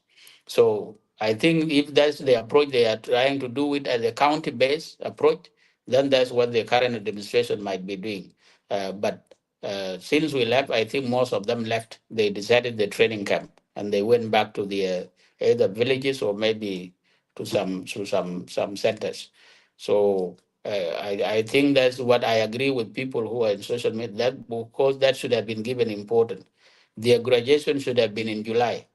Okay, it should have not come up to this time. Okay.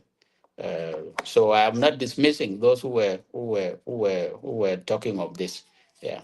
Okay, thank you. The next question of police and question of student in India, you already went through already. So I'm not gonna ask you on that, but I have another very important question.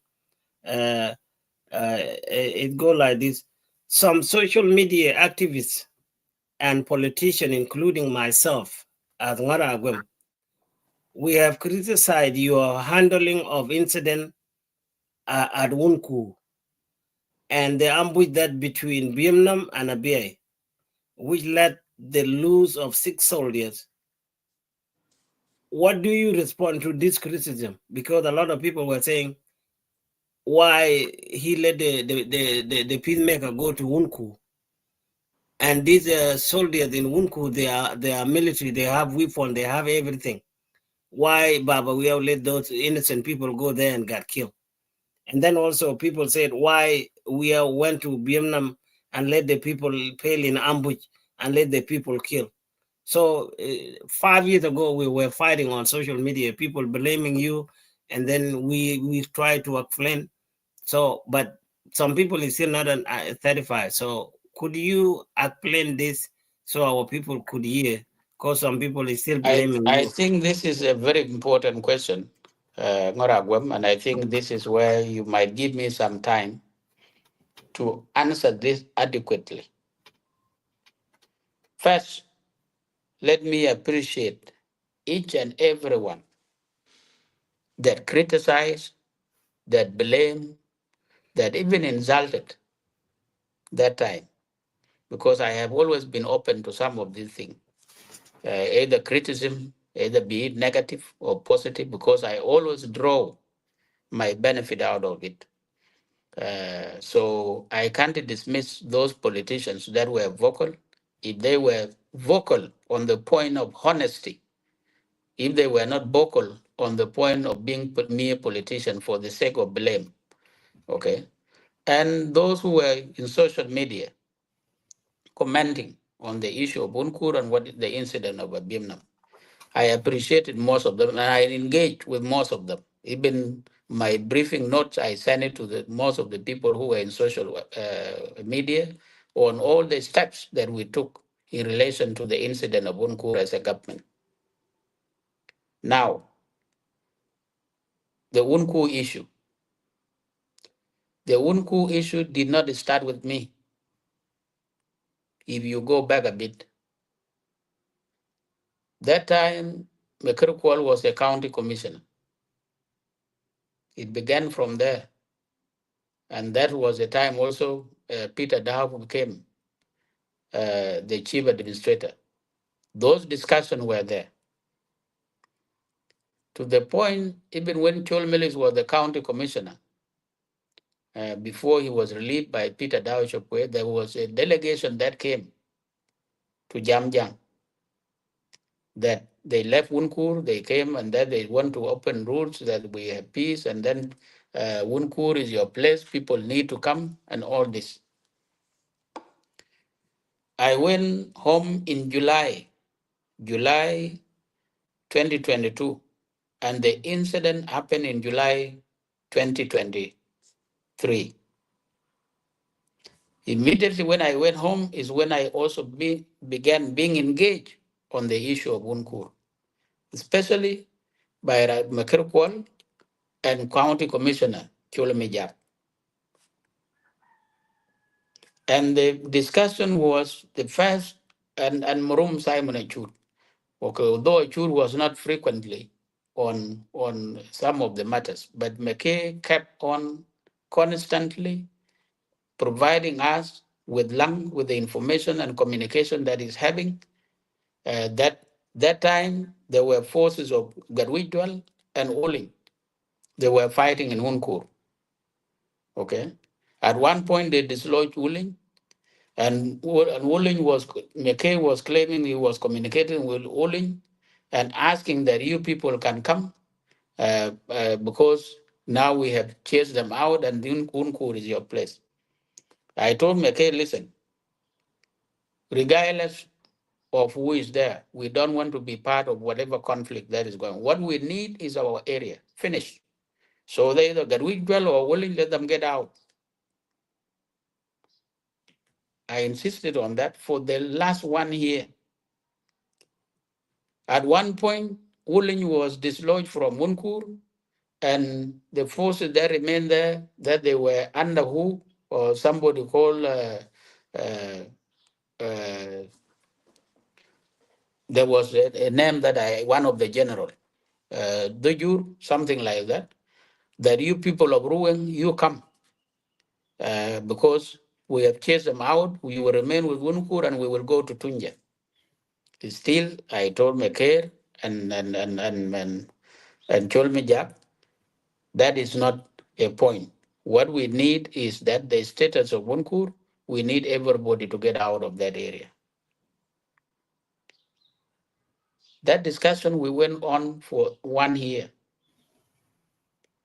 until in July, in May, is when we had, or in June, I think June, is when we had the first people that went to Wunkur, the Shabab, because there were people of towers going to install MTN tower in Wunkur.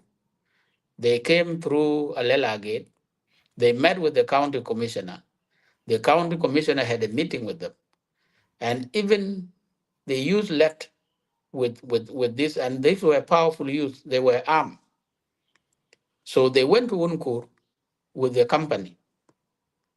They were received. They spent the whole day there.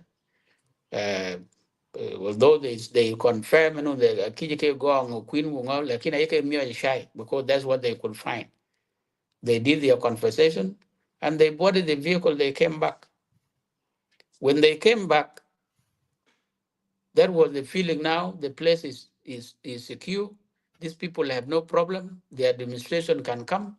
And that was the conversation by Macaire and Chol. And I was still saying, guys, let me answer this question phone. Okay. Not just hold on, and the rest on the line, please. All right. Let me mute you.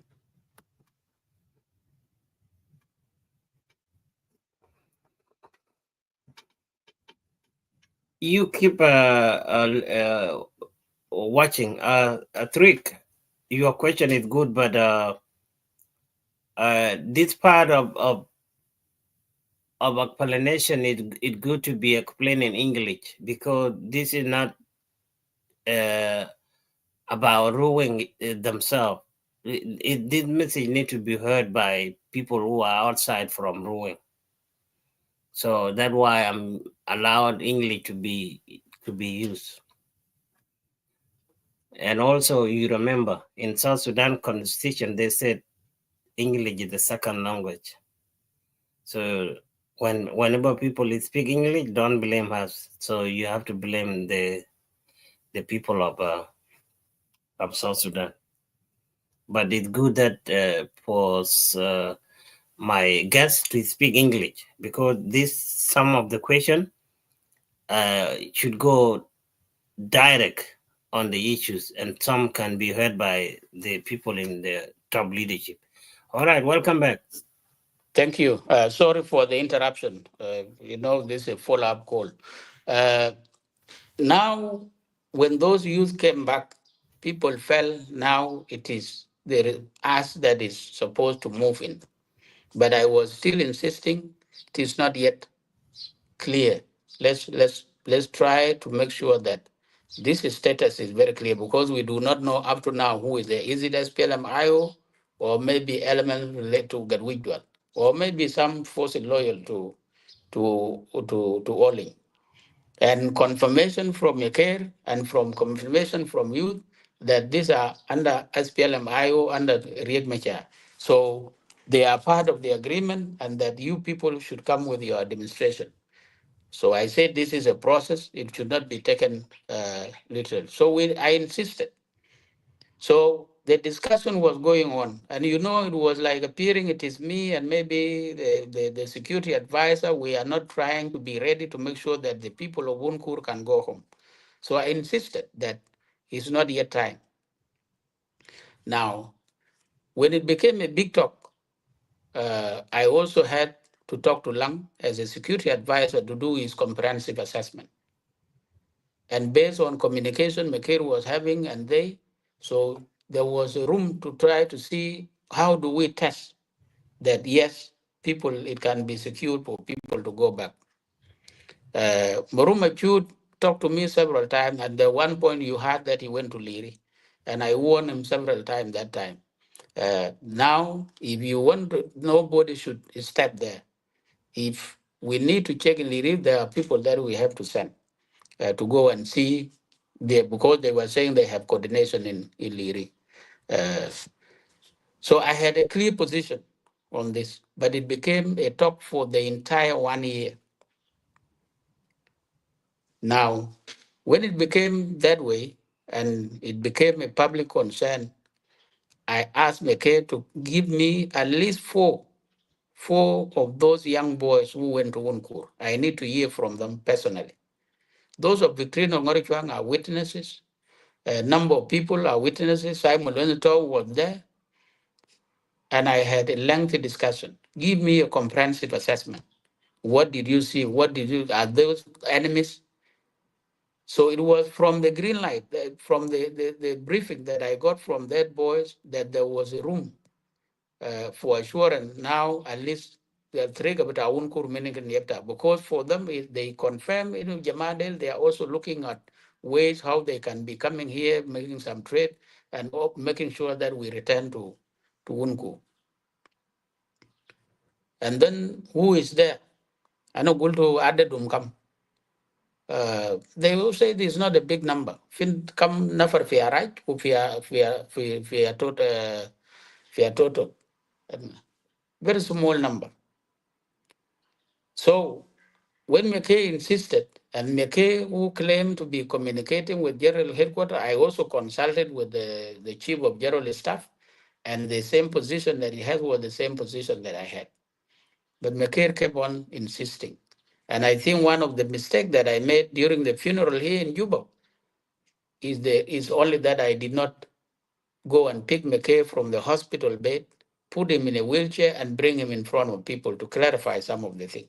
Let us be honest. But what I appreciate was the fact that he was able to survive.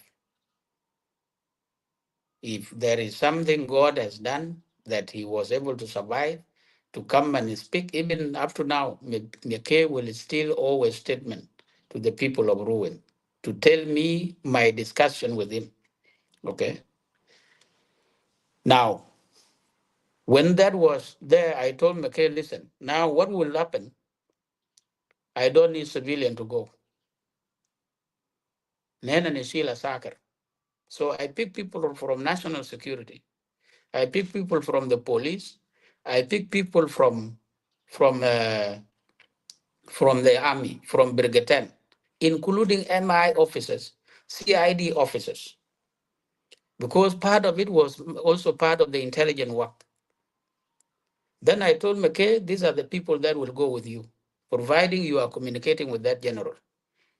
Okay. Now, he said there are also some police via Lela Gate, because there were 35 who were former soldiers, 35 of them.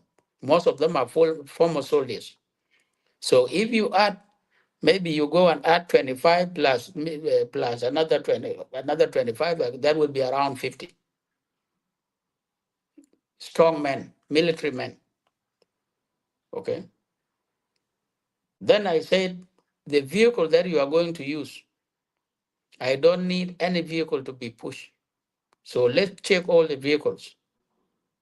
So we brought all the vehicles, we gave them new batteries, we made them full tank of fuel, because I said you are going not just as a peacemaker, but you're making sure you are also a colonel. So just in case of anything, this is an active engagement in a way. And that's what we were planning along. So we prepared the vehicle, we gave them, and we gave them kifaya, just in case the situation is not going to be denied. But there was assurance from those young boys that Jamaga Adinda, the Tabale, SPLM, they have no any issue completely. And even when they arrived at 7:30. So if there is something that was to happen, it would have been happening at 7:30. They were received, shown the accommodation, and everything was cordial.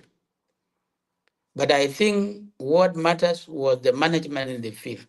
Because if you have not prepared your people, because you have entered into a wrong area, you should have briefed them and ask them to be on standby. Not everybody is sleeping. The other one is watching clothes. The other one has gone to the market. So those were negligence in the field. But I think technically, I did my part because at the end of the day, Ajama, we are saying our areas are occupied. And if they are occupied, there are two ways.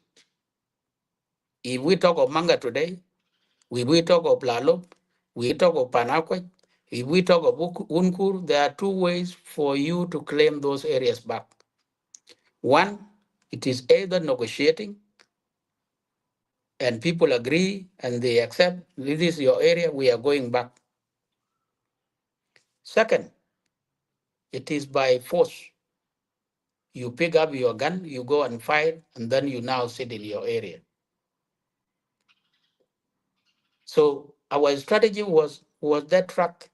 If Makir was going to have secured that peaceful thing, but if they were to be attacked, so people who went there were 52 men armed, equipped with logistic and vehicles. Rishashat can pick a RPG. Okay. Al Nas al Jafi fi venue, based on the report from where the Jahaz Kajilo, were only 15. Koi koka ka mejado, ran kajiko muy koi bezo koi karo. Wahada then koi mugdengatan, they are not more than 20, 15. So if 15 were to engage with 52, no one kuruki kudam. One again get a video mute, be panja, a video mute, Pitunya, Quabla video party. I shook them. So that is why I said bigger drum room shoot, because until I think personally, would be got coca low cake big. And I said, as a leader, I take responsibility. And as administration, we take responsibility. But there was negligence in the field in terms of managing the situation. Because at the end of the day, had we succeeded in talking to those people, we moved to Unkur just like unified. Because I told McKay, Deng Wall assured me when unified forces are deployed is when we will move it. Okay. Yes, I heard that. So I heard that. I had that in mind. So I heard that. 52 I heard that well-armed young ideas. men, Sorry. we would have secured Unku that time. So I think we do not know. I came and asked people, Kwaji Unku, were we supposed to perform some ritual before people get there? Because what happened, you cannot understand. Bingagla touch. Urana reno, kanachi lubo baibi, ukana reden, yan kwa chirka yiga tuet. But I had a strategic plan, and that's why I think all the vehicles were put with switch them up. Rana chala mukta, rana chi mukta nyang riai. All this, you cannot imagine. Yeah. Because in the morning when the meeting was going, all of them should have been dressed because they know after the meeting they are leaving. And then people sit in the car. Nas your giffy said that because no ekala chen and good. And then think one, they are well equipped for a cake and kachigrio. They can go loy car or the they will never do anything. Okay. Thank So I you. think the management in the field is what in item matter. Moruma Chud was not part of the team, honestly speaking. And it was on Friday, on Saturday, on Thursday. Thing they touch fin fi jam jam. Well, kalas tag it and chol milit, then they couldn't be gamin. And he was given some money, who be ting that the thing touch it. Who belvel to keep ton ran ben, I can go no. Lila la jam jam ting me can talk as a what melwal mini that go lila kala go melwal mini go pen will in chilo. We are not a yogan in chilo. Go melwal mini pen go shaga will me a chegat one. Nim right nen me a aku jam and ake yan ben lo kwachi melwal mini la chila pen and ukeda ne chiton ran chi ben chul me jake lele ke ni ale go lang go an yop nga kwai jam ga yen go chul re go le chul ku le chi lori hay chi ka je pin asi just get down, you don't need to go. Me ke is a colonel fi army, let him go ku ken a peace commissioner. So let him go. Yin dong, okay? So, but after all those mess, I still admit and told the people of Ruweng, as a government, we take responsibility. And as a leader, we take responsibility on what has happened. And regardless of whatever, Wunkura will still claim our life, either peacefully, book secure peacefully, or through use of force. And if through use of force, kachi jangor kabato, kachi ke kachi to, kunenge kachi la to rin bai, chila to rin bai, kude chiagi de jiliu. We accept they have fallen on their land. Okay. Uh, and the painful part is that they were not buried. And we made all the efforts to make sure that we get there and have them buried, but it couldn't happen. So this is the reality. I appreciate Koi Ruweng, but Iran Jam, Ran Chigot, Ran Chilat, Ran criticism Chibai. Our areas they are occupied, they will still kill us. Even Panakwa, you one Danwell, there are 2 ways, 3 ways. Yeah, book a poll, Kurioy ku Kotku. Yeah, bring you on a table, achieve them through dialogue. Yeah, in Buglatin by force, we fight, we die. A reality. You cannot move away from that. All right. Abiam incident. Yeah, Abiam incident. moving Abiam incident, yes. Right. So if you look at that side on the eastern side, minus the incident of Bunkur, 7 people lost. During my time, we lost only 1 person, honestly speaking. 1 person, miyar deng da, miya ke log mok pin. Enga. Den ko chile chue, log ben log miya yoko ni gunade. But all those cattle wrestling and engagement, we never lost even a single person. We had only few who were wounded, and I lifted them to Juba, and they were treated under the government financing. I parents. Enga. Ran toke muja kumagon, ran toke muja nyonglit, kuran toke muja kereya wan, koi kadia. Ran to ke to jaw trong you trong where can be on your conference ben loy mentok. Those were the people we lost during my time in real situation. Okay. And they can to of you won't the entire part of Pariang during my time but in the past 2 years. A Vietnam incident. A Vietnam incident, and before that, a Vietnam is where we have lost a number of people. Okay, there are 11 young people. So when I was immediately appointed, Hugh paid. And 11. And then where other quite cocky gala no bed ko team quite a lot do me. And those were serious cases. The incident with Abiemnom one in January. Honestly speaking, Yajama, Maade Kok, that you can blame, but there are things that you can also place your eyes critically. We are telling you, Kaiwan Kito, Keke Asakar, SSPDF soldiers, told meet one Ruweng thin meet Kabiam Namaka did what the agreement. They over 20 something, 25. A BA independent brigade. Kalega Yuka de Mamria, Kelo Rumamer, Lakin one bayan, Wakik Mamria then delay. Okay. Just like me ngor ke oil protection forces pi pariang amaran chi de kai with a brigade and pariang amaran chi de puljang ke kai with a division 4.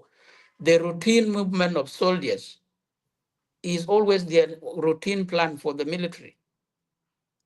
If there is information, is only to the governor that they are going to Yao or they are going to Pamir, they are going to Pakwem. Okay. So they were leaving in the morning because a chief acre for 2 days. And they said now they are moving to Rumamer because Rian and Toga area, Kajir box in Jatki. And that was the day Abiy was attacked. Tongdidon Joloi. So they never even gathered some intelligence on the road itself. So Asa Kerkatorie, Kwajika Diake Diakenbes, women, then they picked. And they left. They were on their routine military movement. should it be the sole responsibility of the chief administrator, and people are not talking to Deng Wall, who is the CDF, chief of general staff. And even that time, Lul Rai called, and I think he issued a statement also on the incident. I don't deny they are soldiers who were on their mission, on their duty, national duty, and they succumbed to ambush on the incident that happened in Abia, and they lost life. Kumit the time happened, biga mit kuan ke Ruweng, ke kasatan fi Abiem nam. Ade mit ke milwa la gernyang, baru do tahu ke sin, enga. Ade mit ka Abia tahu ke sin, enga. But that was picked and used politically. And you see, that's why Ruweng will never always be successful, because Krajatu, Kela law use ki a political tool chant again, ke yok a little kind of a Wieu chop. And soldiers on national duty, and they died in the course of executing their national duties. And what is there in Umidka the time happened to be our own sons and daughters. Just like Myth Kwanko Division 4 were talking in other areas. So I just pure civilian. Okay, Jorge, why he could go out police, which a Juagnial Laki. KSSPDF soldiers under the command of the CDF in Brigade 10 with Kaiden when it all Latim, K a colonel. So I think that's what our people need to get very clear. Even people in Abiemnam who were in ground, they know this. Barak Denatofi were a gore until a thing that which I visited. But it was taken by our politicians, some people, to use it as a political tool. Thank you. A political tool. So I think that's what the explanation that I still owe to a number of people to clarify things. But I think we have really tried to minimize, regardless of insecurity that we minimize loss at all costs. And we try to minimize loss of life in real sense. Thank you, Baba. This is a very good explanation. I hope people understand it. The time all this happening, people blaming me, hey, why you didn't talk to Baba Wieu, because you don't want to talk. And I condemn it before. The same message I said. Now this is the thing. Look at people. People take some few people. People like Achille Mekwe, people like this boy called Tony, who were so vocal on this and writing on this. And The I incident will. of Panakwat. What did they do? And even people like Achille on the voice of youth, which I welcome, I was taking their views, by the way. Shouting every day, by a room. Panakwat, Ulalop, Kumanga, Achille was not keeping quiet. Insecurity. But when the incident of Panakwaj happened, and Panakwaj has remained now a long way, which our time has never happened, because but I make sure I create my presence with Panakwaj in full force. And nobody talk. You are our hero, and it's good. So why did they keep quiet? It is good that you let them not be always used as political tool, but let us see them as realities that are confronting us, and how do we confront them, all of us together. I'm happy that you clear it to the mind of our people, because I've been thinking about this for so long. I was saying it will be good to bring Baba Wieu to the public, so he will explain this, so that it will not go in the record without people hearing him saying it in his own word. It's the same thing like when people singing a song, Mabega Chiwana Danwell Gam, Yabega Chiwana Danwell Gam. And then last time I bring Mabeg into interview. Now the same audio of Mabengalang is on YouTube. Many people are watching it, and everybody understand it was not Mabeg who give Wana Danwell to Taban. Taban took it on his own, saying that I'm a citizen of unity, that I have to build anywhere I want. That's how the Taban get in there. and then Taban talked to Ngor Marial, because by that time Ngor Marial was the MP representing people. So I'm happy that Baba Wieu, you came to the public. There's nothing it should do with the government of South Sudan. This is the reality. Even if we sit in the parliament of South Sudan, it will be the same question we should raise in the president of the government. Then nobody can fear us to speak on our own right. This is our own right. So if we don't speak about our own right, where will we go and discuss it? So thank you so much on that. But I bear the pain just like anybody. I feel the pain of the loss of Unkur and the loss that happened. That pain with everybody, the same pain that I have up to now. Yeah. So that question, I'm come back for a simple question, and then maybe 2 minutes or 1 minute. Looking ahead 5 years from now, what do you envision for the future of Ruweng? 5 years from now, what do you envision for the future of Ruweng? Reflecting on all that we have been saying, I remain positive and optimistic that the future of Ruweng will be great. Thank you. It will be great, but until we unite ourselves and see that we have a common issue that we need to address collectively as a society. And that is the importance of our unity, forgetting about our differences and now focusing on trying to secure the future of Ruweng. Because that future is bright, but if we don't secure it, we will lose that future. Yeah. Okay. Do you have a dream in your future one day Ruweng can be ruled by a woman? Why not? Okay. Why not? Are you guys preferring your woman to be compete in the politics of South Sudan in Ruweng? Because I don't see any other woman. We always heard a Yanama joke, that is it, and then a dual ball, and then I never heard somebody from Birmingham. I don't know. Maybe there are some people. Are you guys? The women of Ruweng are there, and they are strong women. There are young ladies that are coming up. Some are in schools, if in universities, some have already graduated. If they are given a vision, they are empowered. I think they will also change our political landscape, and they will be able to participate. And at one point, they will be able to lead even Ruweng by all means. I know. I don't agree with the philosophy of the people that say that a woman cannot lead. That's Nyandeng Melek has done it in Warap. Nunu Kumba has done it in Western Equatoria. Sorry. And Okay. she has ascended. She's now our Speaker of the Parliament, and she has transformed the Parliament of South Sudan. So why not? Okay. And then another question is like just like a follow up. Before before we discuss and people make a song about it. It was so funny.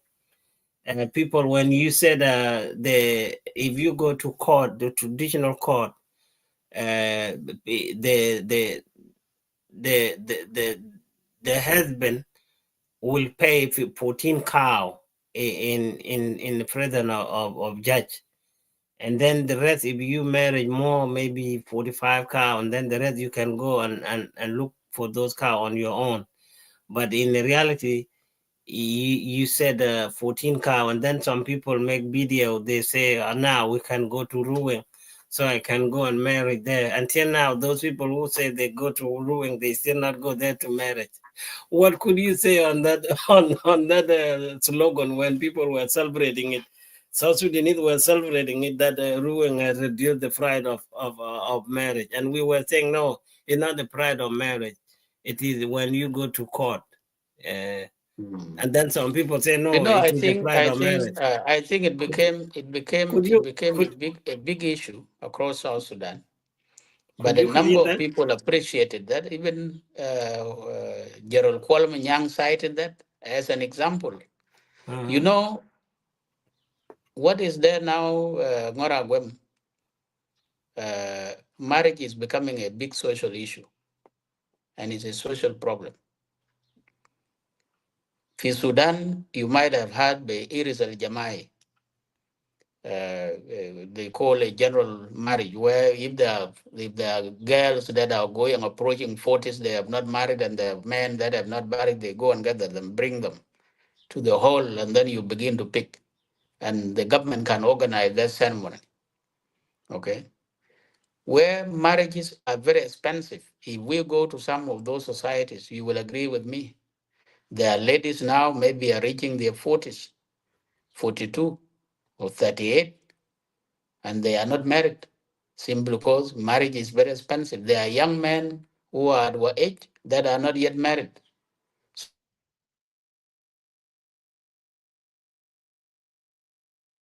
Somebody calling, I think.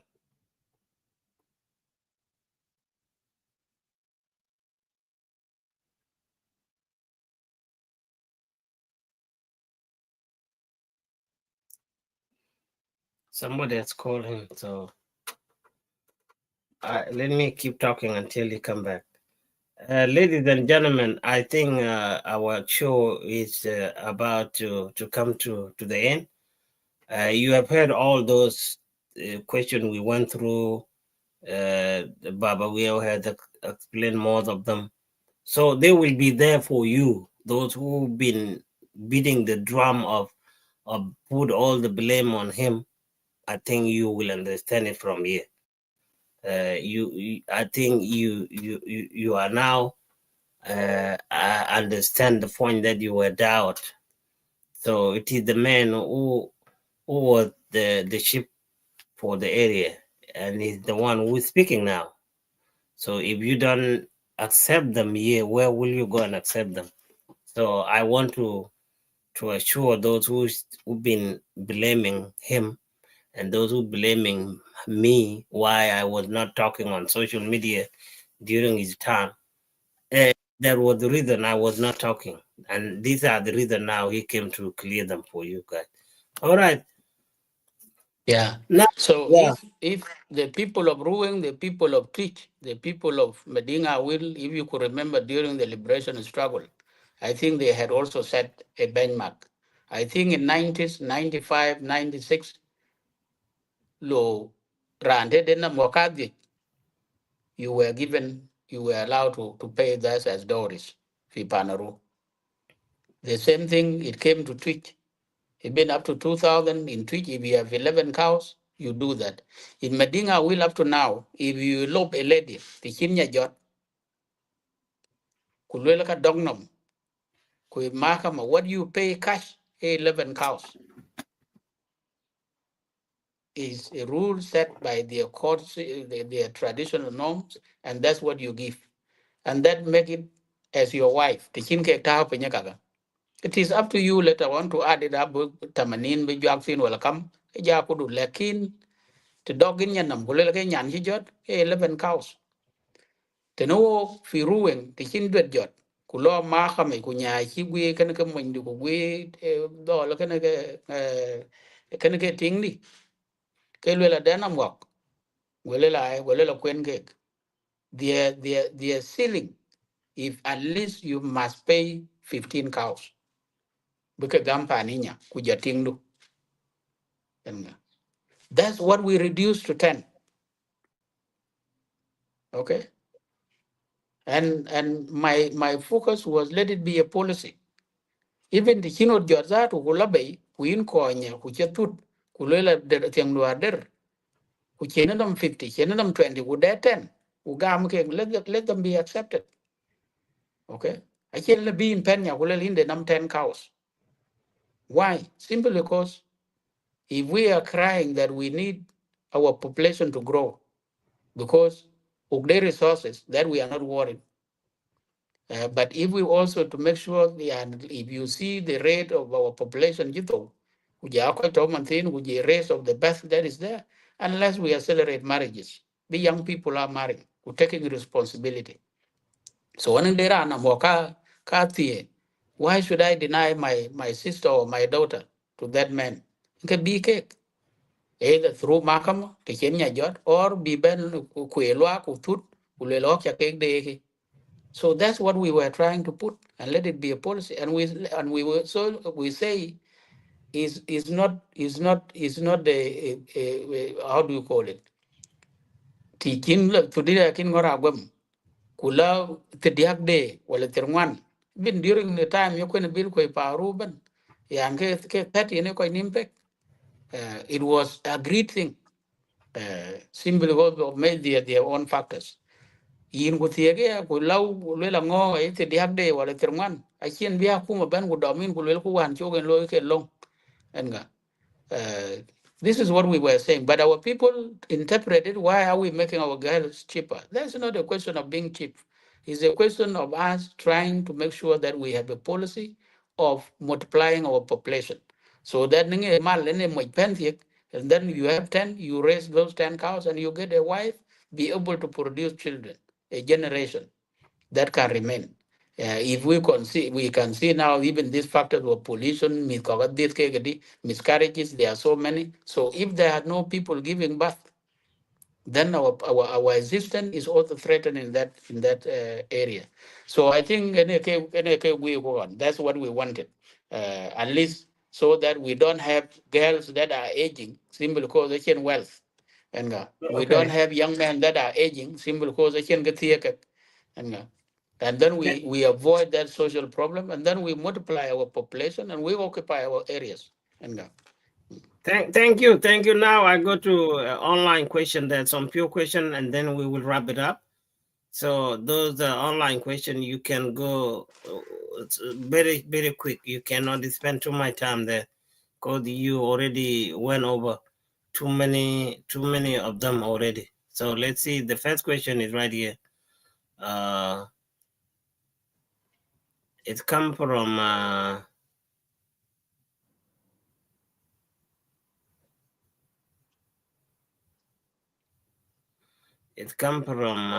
somebody. Hold on, I'm looking at it.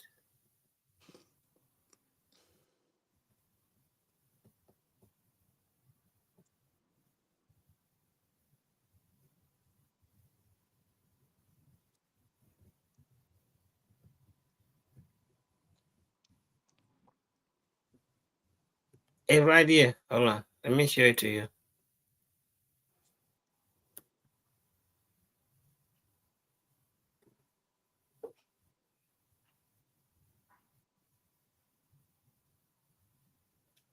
I think it's not that one. Hold on. Sorry. It's not that one. Don't answer that one. It's not that one. it's good also to clarify because he's asking Right the here. scholarship is always advertised by the university. It's not the Oh, case. okay. So Okay. that is the question right there. I think you can also be helping in reading because the screen here is also Oh, very small. it's too Yes, tiny. I would like.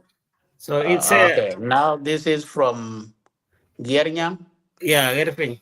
Get the or tool. Erping. Get the Okay. tool from Bali.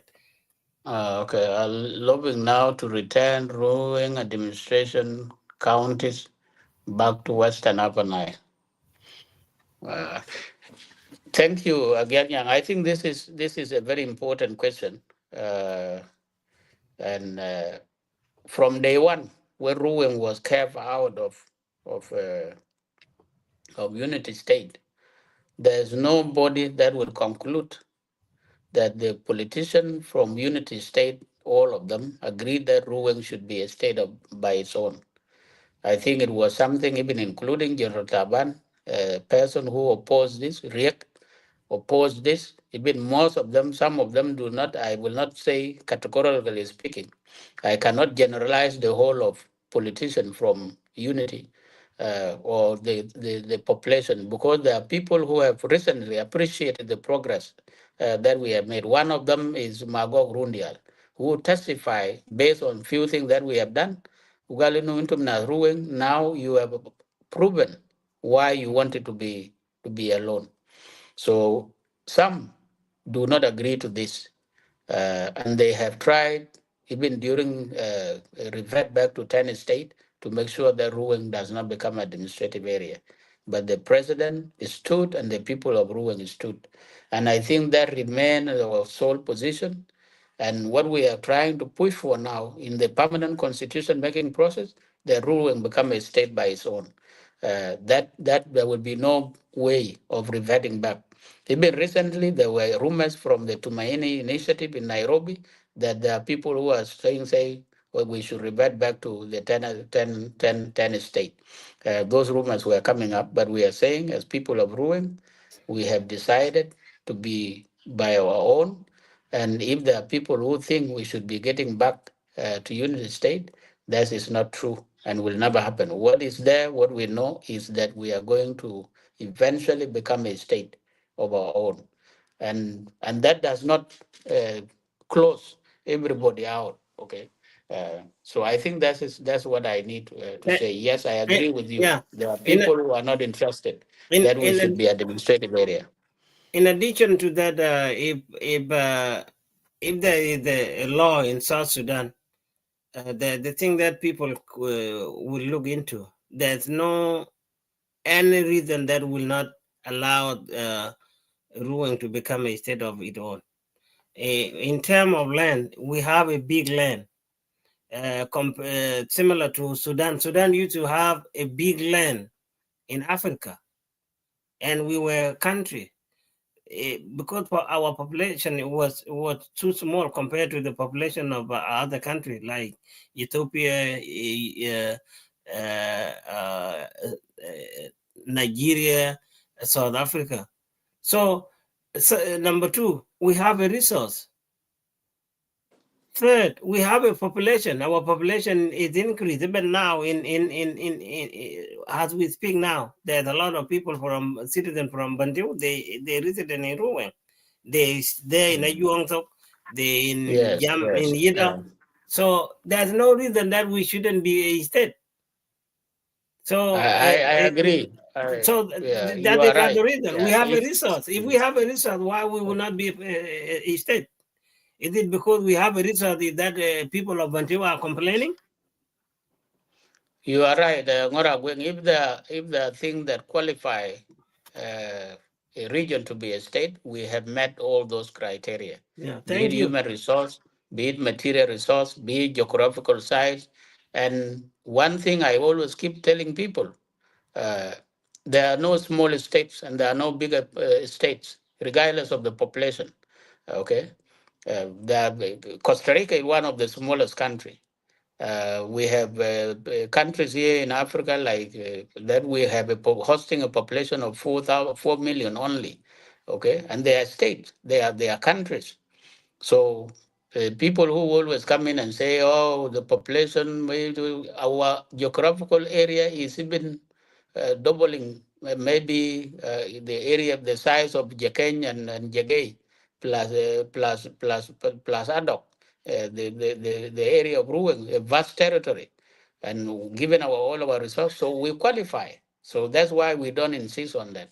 Yeah, So what thank we you. need is that in the permanent constitution process, we need to push that so that the status change into a state.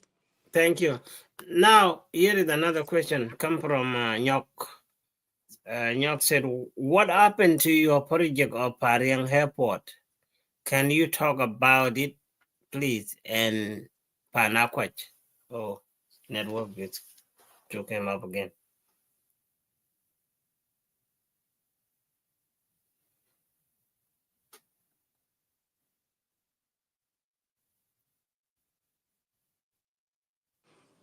Hello? Oh, yeah, hold on. It cut you off. Okay, thank you, Nyok. I think that's a very good question. On Pariang Airport, I think why we had wanted to revisit the issue of Pariang Airport or airstrip was a question of cost efficiency. You know, we have airstrip of Ida that serve the government. We have another airstrip in Ajuangtok that serves the government. But let me tell you, in terms of logistics, is costly, very costly, especially with the movement of the government. If you like today, if they are receiving Honorable Awud in Ida, you will not have less than 3 to 4 drums of fuel for those vehicles to go to Ida and come back.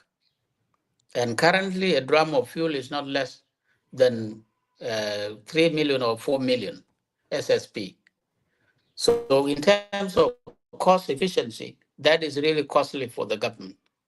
So, we are saying if Pariang airstrip is upgraded or rehabilitated, then it will be less, it will be cost efficient because it will be a matter of few distance and it will not cost us fuel, it will not cost us logistic, it will not cost us a lot of repair and maintenance of the vehicle in terms of the movement. While we maintain other airstrip as our commercial or airstrip like Ida, because Ida is going to be a big commercial center, it can still serve that population. So it was a matter of sequencing and prioritizing the needs. And that's why we had to prioritize the airstrip of a Vietnam first instead of doing Pariang. So it was a matter of sequencing to see that what priority should be done first. So the issue of airstrip of Pariang is there, and it is up to the current government to pick it up. And we had wanted to push it to GPOC with NILPED to help us in this process. So I think that's what. The Panakwaj, I think you talk of Panakwaj. I think maybe you were talking of Panakwaj Road. It's a national road. And I think people came in, they started upgrading between Kumagon and Nyonglit, but that is stopped. So it was something to be still followed up with the Ministry of Education. And that is the Panakwaj to our pin to Abiemnum road. And that is coming to Pariang. And then from Pariang to all the way to Jau. So All those right. were the project in the Thank you. pipeline. Yeah. Compliments. Next question, I mean, is the comments from This is from Anje, which I believe this Anya. is Nyangok. Yeah. We should Anyango. advocate for the establishment of a strong governance structures in Ruweng that foster economic self-sufficiency through investing in education, health, care, and promoting cultural identity. Absolutely. I agree, Nyangok. I think those should be the focus, provided we have invested in security, we have stability, we have peace.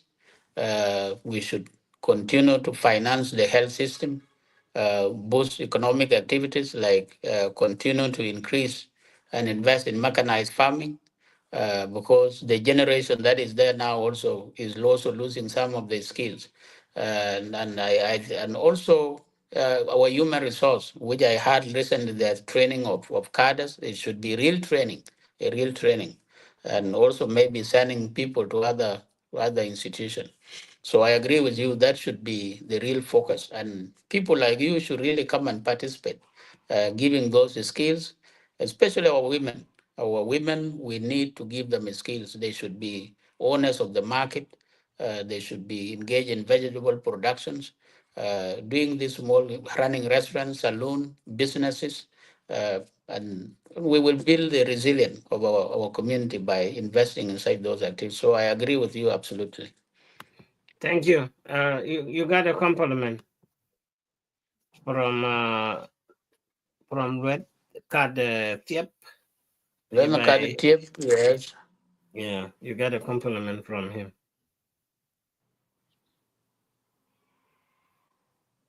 Thank you. There are so many best leaders. You are one of them in the pipeline. Ruweng has so many best leaders.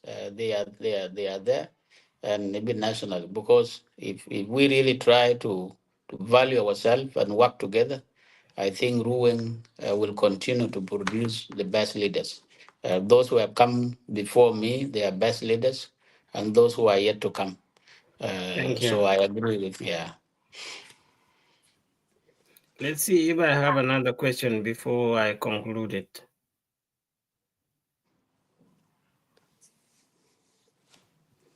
Yeah, another question. Let me show it. Come from Shola Call. I think you know Shola Call when you in the camp. Andrea Shola Yes. Call.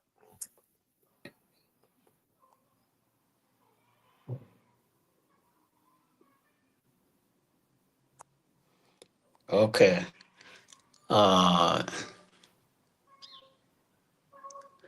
So, you know, you are asking the incident that happened between a Biemnam and a BA, Benchol. You know, you have the conflict that was between a BA and Twitch, as people talk about it. And there were a number of movements. If you see between a BA and a Biemnam, between a Biemnam and Mayom and Jakwat, I think this was something that was also exploited.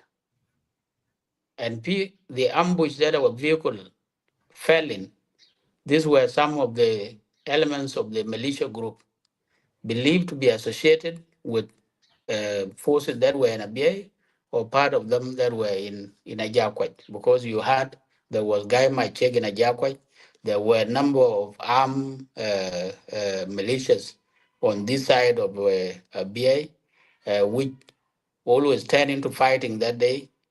And and and that day is when they were fighting in Rumamer, in Abyei, in a number of those areas. So these were believed to be coming from Sudan with the new uniform, with the new boots and all this.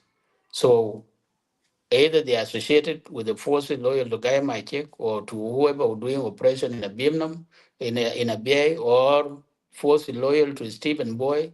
These were things that were to be assessed. But generally, we categorize them as militia elements that vehicle fell into ambush. And if you can see, since that resolution from the presidency, and appreciation to the government of Warab and government of Abia in implementing their resolution. You could see, since those forces or those communities were moved out of Abia and those in Ajakwa were moved out, you have never heard of major clashes between those corridors. So that was telling you there were really people who exploited the situation, fighting on some of these areas.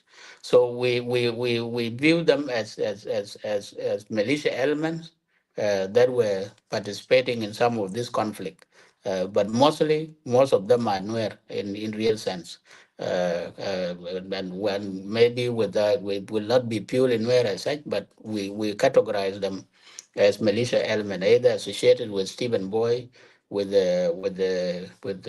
other element in those areas. So I think that's what I can say in real sense. Thank you.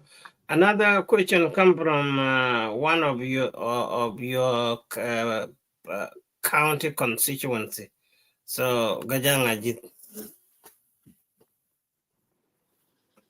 Gajang Ajit, Bengo, can you ask? It about the soldiers we talked earlier, those soldiers in Pariang town. That what he's talking No, I about. think the army should not be outside the city. And why not the RRA politician talk about moving them from inside the city? I think it was something we touched on before, right? We talk already, yeah. We talk We on talk already, about but this, yeah. yeah. We agreed, they should be relocated Relocated, yeah. outside at the city center, at the civilian settlement, outside the civilian settlement, so that they are far so low, Zol jai le su min gene kadu hajat betaw fi masker we yi ka sol normal without arms. So I agree that's the discussion that is going on here. Yeah, compliment from Luag Mijak. So it's just a compliment.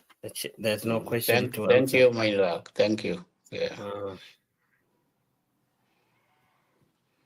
It should be in Juangdong now, or it should be in Juba. yeah, another one, compliment from Trigla. So it's Thank just you, a Trick. compliment. Thank you so much. You are doing amazingly well. And then let's see. I think that is the end of the online thing. So the rest are just comment. Oh, the last big one here, and I think we will leave some for next time. But let me show you this one.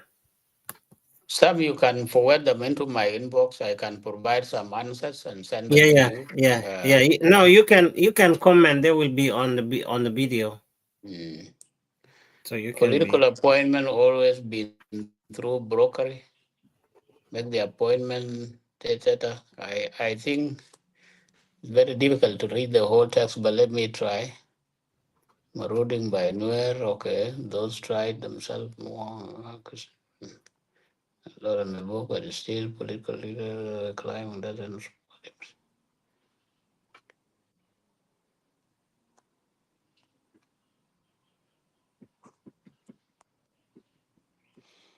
I think I agree with this is Mike. Should be Michael. I Yeah, agree with Michael. Mike. I think one of the big issue, and this is what we have been insisting with those of Murumpo Ladong and the rest. You know, what is killing us is the fact that the people who want to be in charge of our affairs, and that is what we fight, and that's what we are still fighting up to now. If we have come out as an independent administrative area and a state by then, we should be totally in charge of our file. And it is we to determine our direction, it is we to determine who are our leaders and who should go and represent us in Ruweng administrative area. But there are people who still feel among us that their salvation has to come from where we left. That is what we fight up to today. And that's why we tell our sister Nadia, we have no problem with you because you are our own sister, our own daughter. If you are coming to sit with us, deliberating with us on something that is for the benefit of Ruweng, we will agree. But there's no point. You will say the file of Ruweng, I hold it, and it is me to determine. There's no way Taban will still be holding that file and say it is me to still determine who should go and rule Ruweng. That we protest, and we will protest that to the end. We have our leaders at the national level. Honorable Ayan is there. Mijong Mijak is there. We have our members of National Liberation Council. They are there, those of Benjamin Mijak. These people, if there is an issue, is people that we cluster around them and determine who should be our leader and who should be our leaders. Period. And that is what is contributing the current instability of Ruwen. Because at times we still feel that inferiority, that there is another political strength that we have to gain somewhere, which is wrong, Ya Jama. We have seen that several times. And we say, Tabandengai, your hand off from the affairs of Ruwen. Let the Ruwen people decide who should represent them.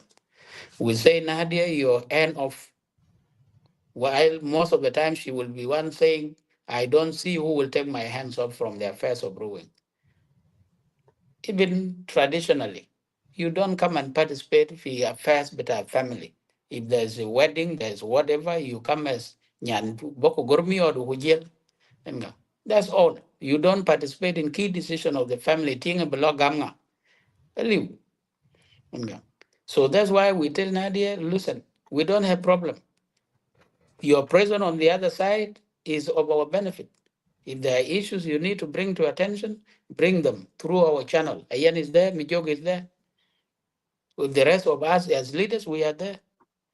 But you shouldn't take control and you say you are in charge of Ruweng. That we will protest and we will not accept at our watch. It will never happen. We will protest. Taban should not take charge. We will protest. It is not react to take charge. The people of Ruweng must take charge. And it is they to determine who should be their leader. Period. Yeah. And it is Thank you. that when we will achieve political stability in Ruweng. Thank you, Baba Wieu. And I think the ruling of today will not be like a ruling of 2020, 2021. This is the different ruling. And those our neighbors, they will hear it and they will see it, because during the funeral of 10 people killed in Bill, I heard one of the new leaders said, "You, Fana, who don't blame her. That is your politician who come and beg us to help them."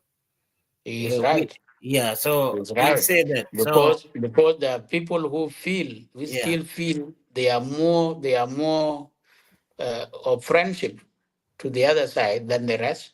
There are people who still feel our salvation has to come from there, which we say no.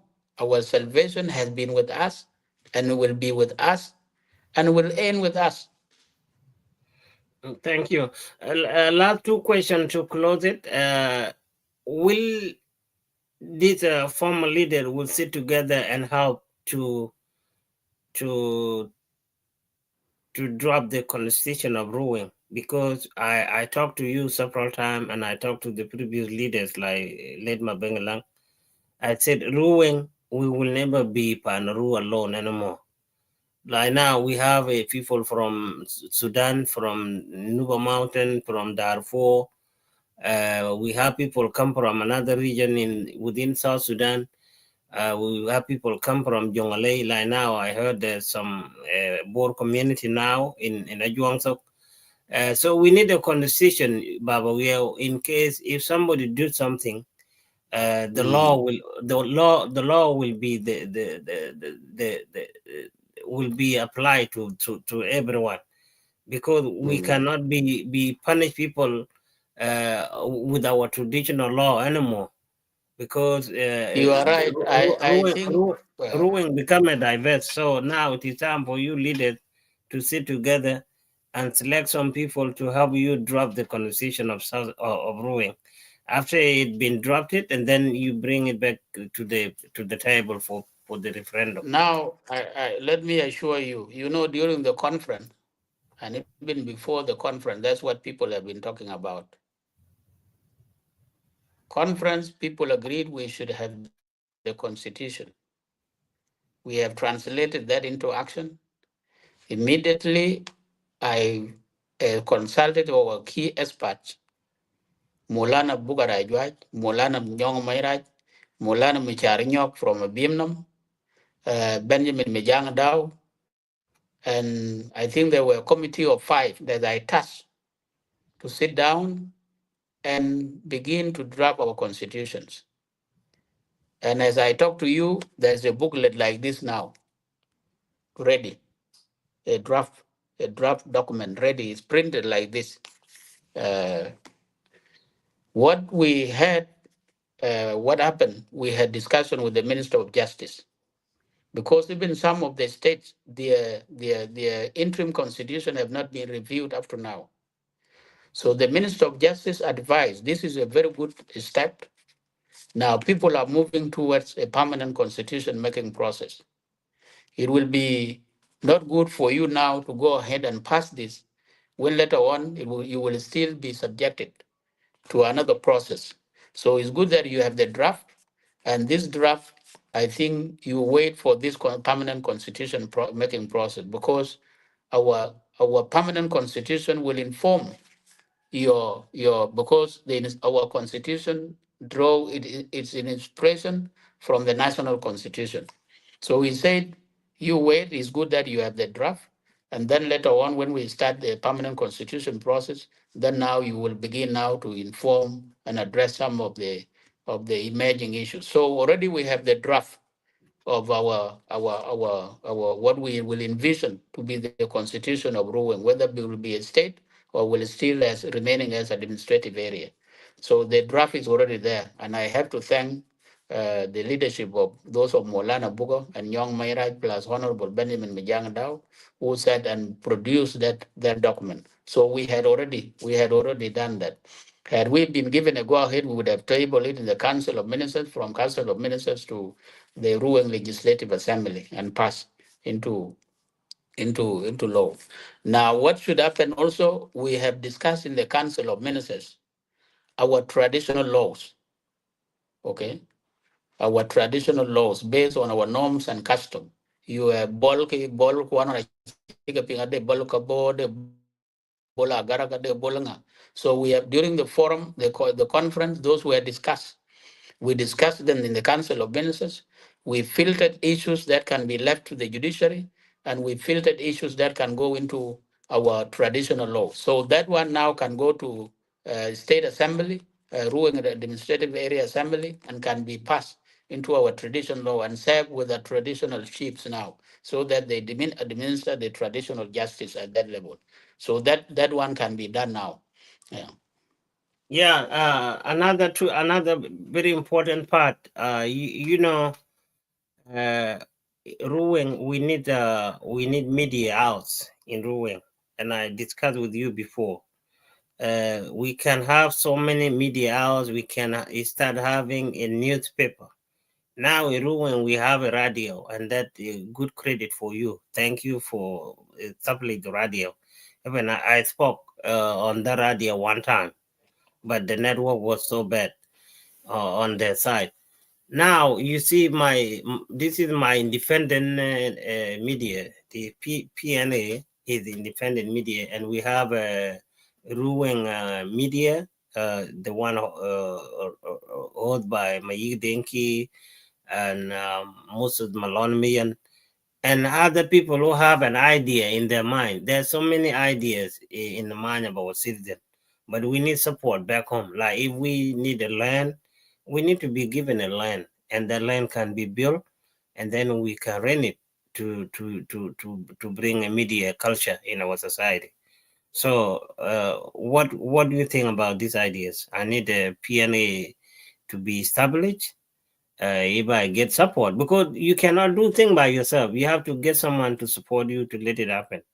Because now you see, before we have Gurtam. Gurtam was not inside South Sudan, and it was good. We have Juba Fourth, and it was good. We have a board global, it was good. Now we have a different newspaper now in South Sudan and media house. But we need to have something because Ruweng, this is where oil are being produced, children are being born with small leg, missing one eye is missing, big head. So we need things like that, so to be communicate message outside of Ruweng. What do you think? I absolutely agree with you, Ngora. You know, sensitizing our population and educating them on critical issues can only be done through such platform in terms of providing information, in terms of even the government getting feedback from the people and people getting feedback from the government. If you see the impact of Ruweng Radio now for the last 2 years or the last 1 year, you will sense a big difference. Because if that man or that young man or that young lady is able to call all the way from Panlok through the radio and be able to say that particular thing that is paining them. Even saying our borehole is broken and we have gone without water for the last 10 days. and action will be taken immediately.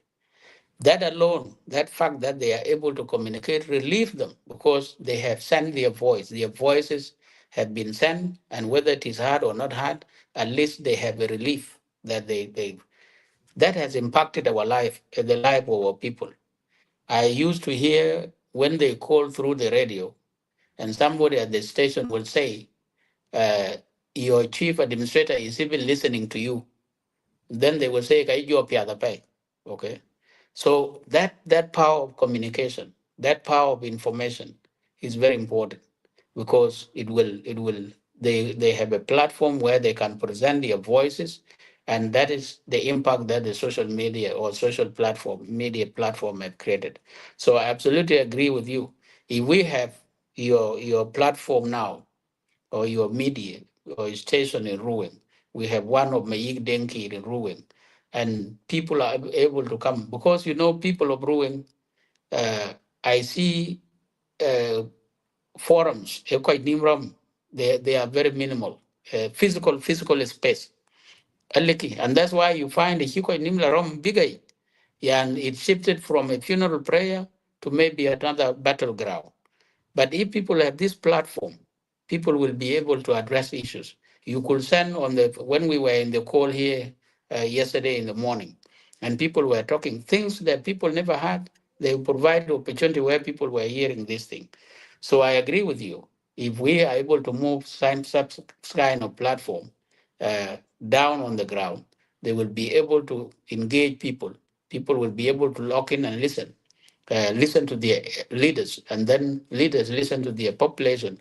I think that will create a big impact and raising awareness, sensitization, educating our people. So I think there's no point of not supporting such media, and there are a number of organizations that also provided fund.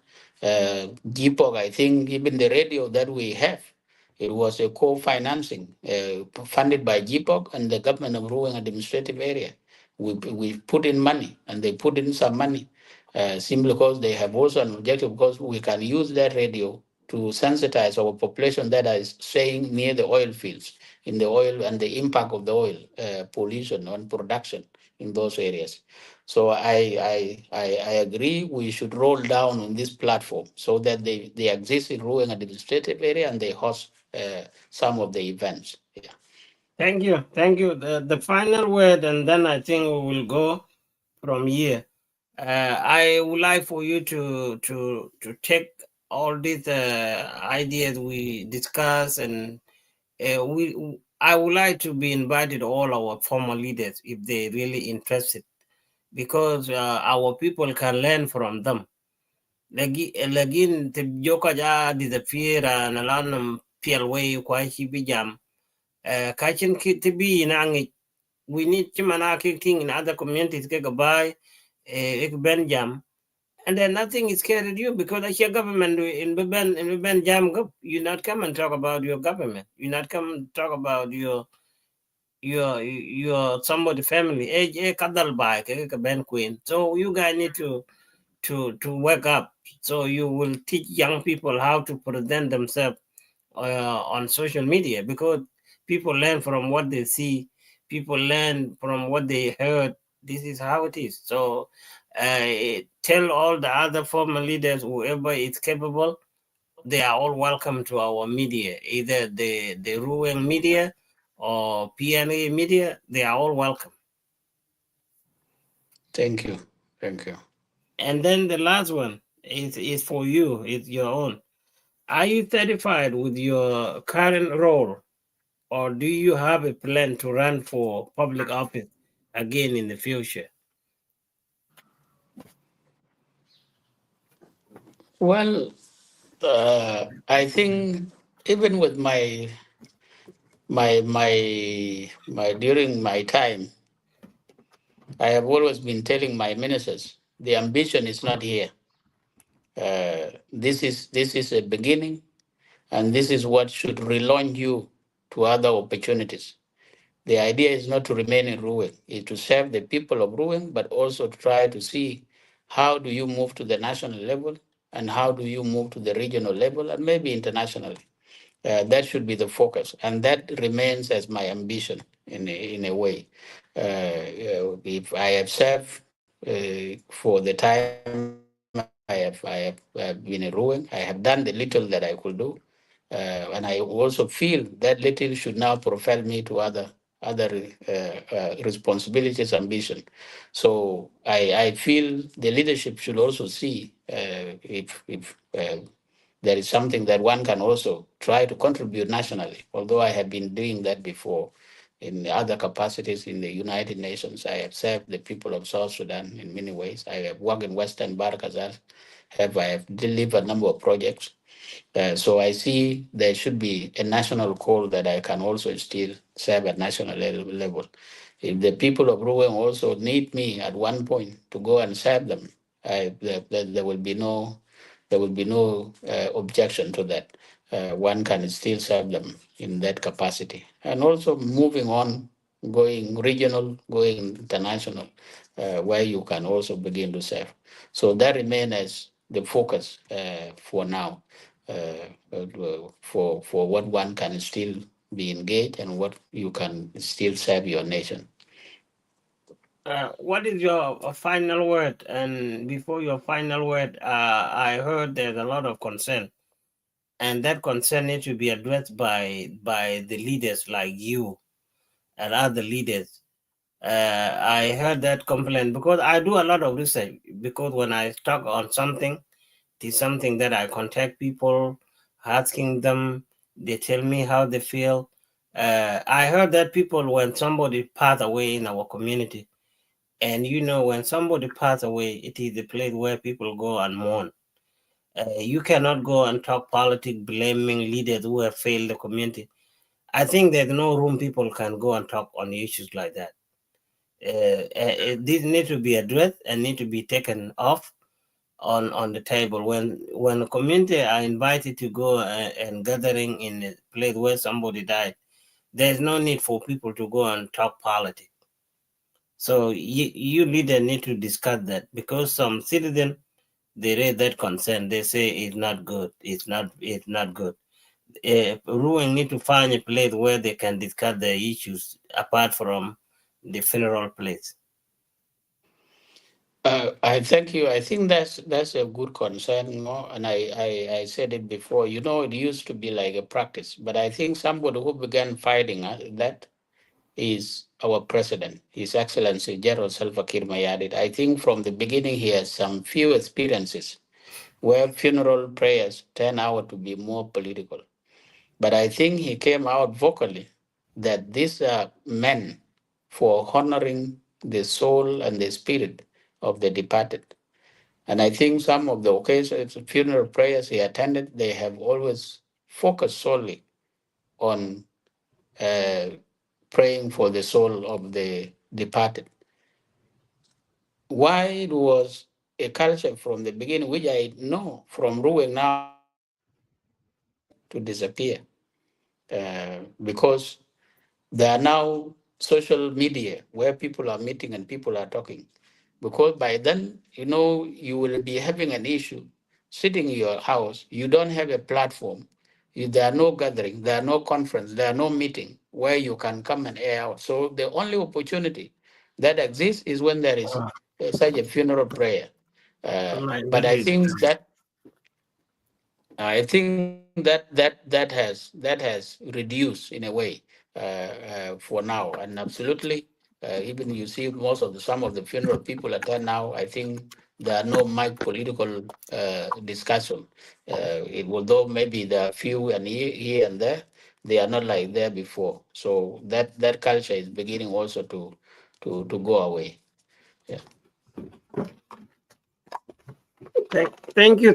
I was out of power. It was warning me to plug it in. So No, it's okay.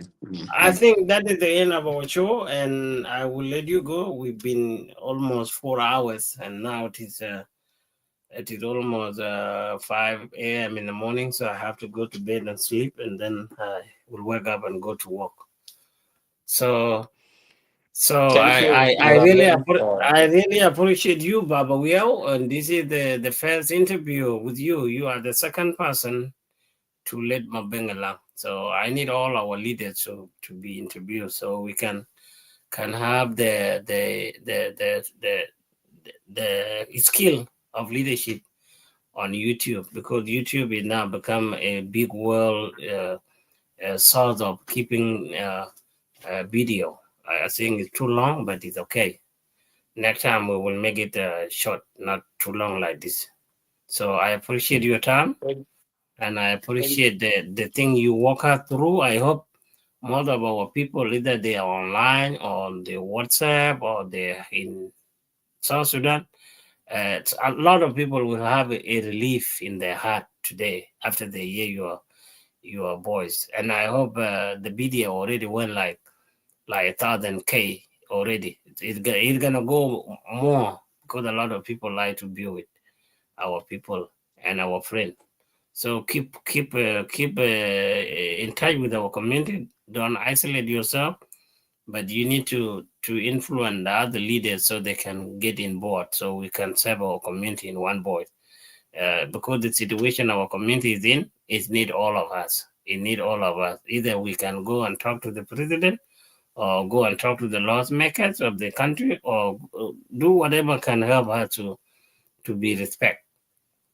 So thank you.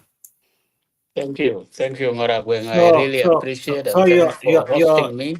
your final word to our people, and that would be it. Yeah, thanks for hosting me. And I need also to appreciate those who have been online and remaining up to this time yourself. Going to bed at 5 a.m. in the morning. I think this is a big sacrifice.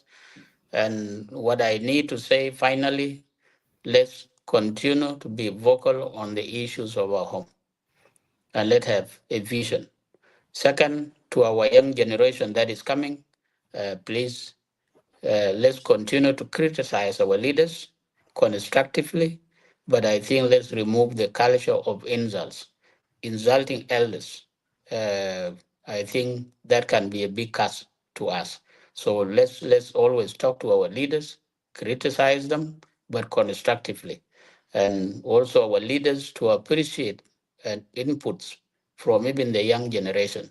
Let's listen to them because we are working here for their future and they will build the future of the other generation to come.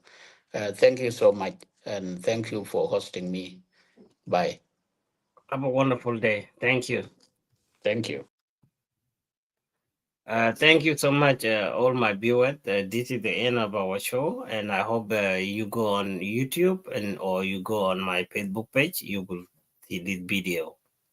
Feel free to listen from the beginning to the end. So thank you for watching, and thank you for the question that some of you have sent to me. I have shown them on the screen, and they already been answered. If there is any question that you have sent and I do not see it, please forgive me.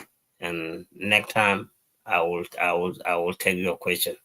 So, and also as the citizen of Ruweng, if you have anything that you like to come and discuss, please inbox me and say you schedule me. I want to come in the studio so I can come and contribute. We need all your ideas.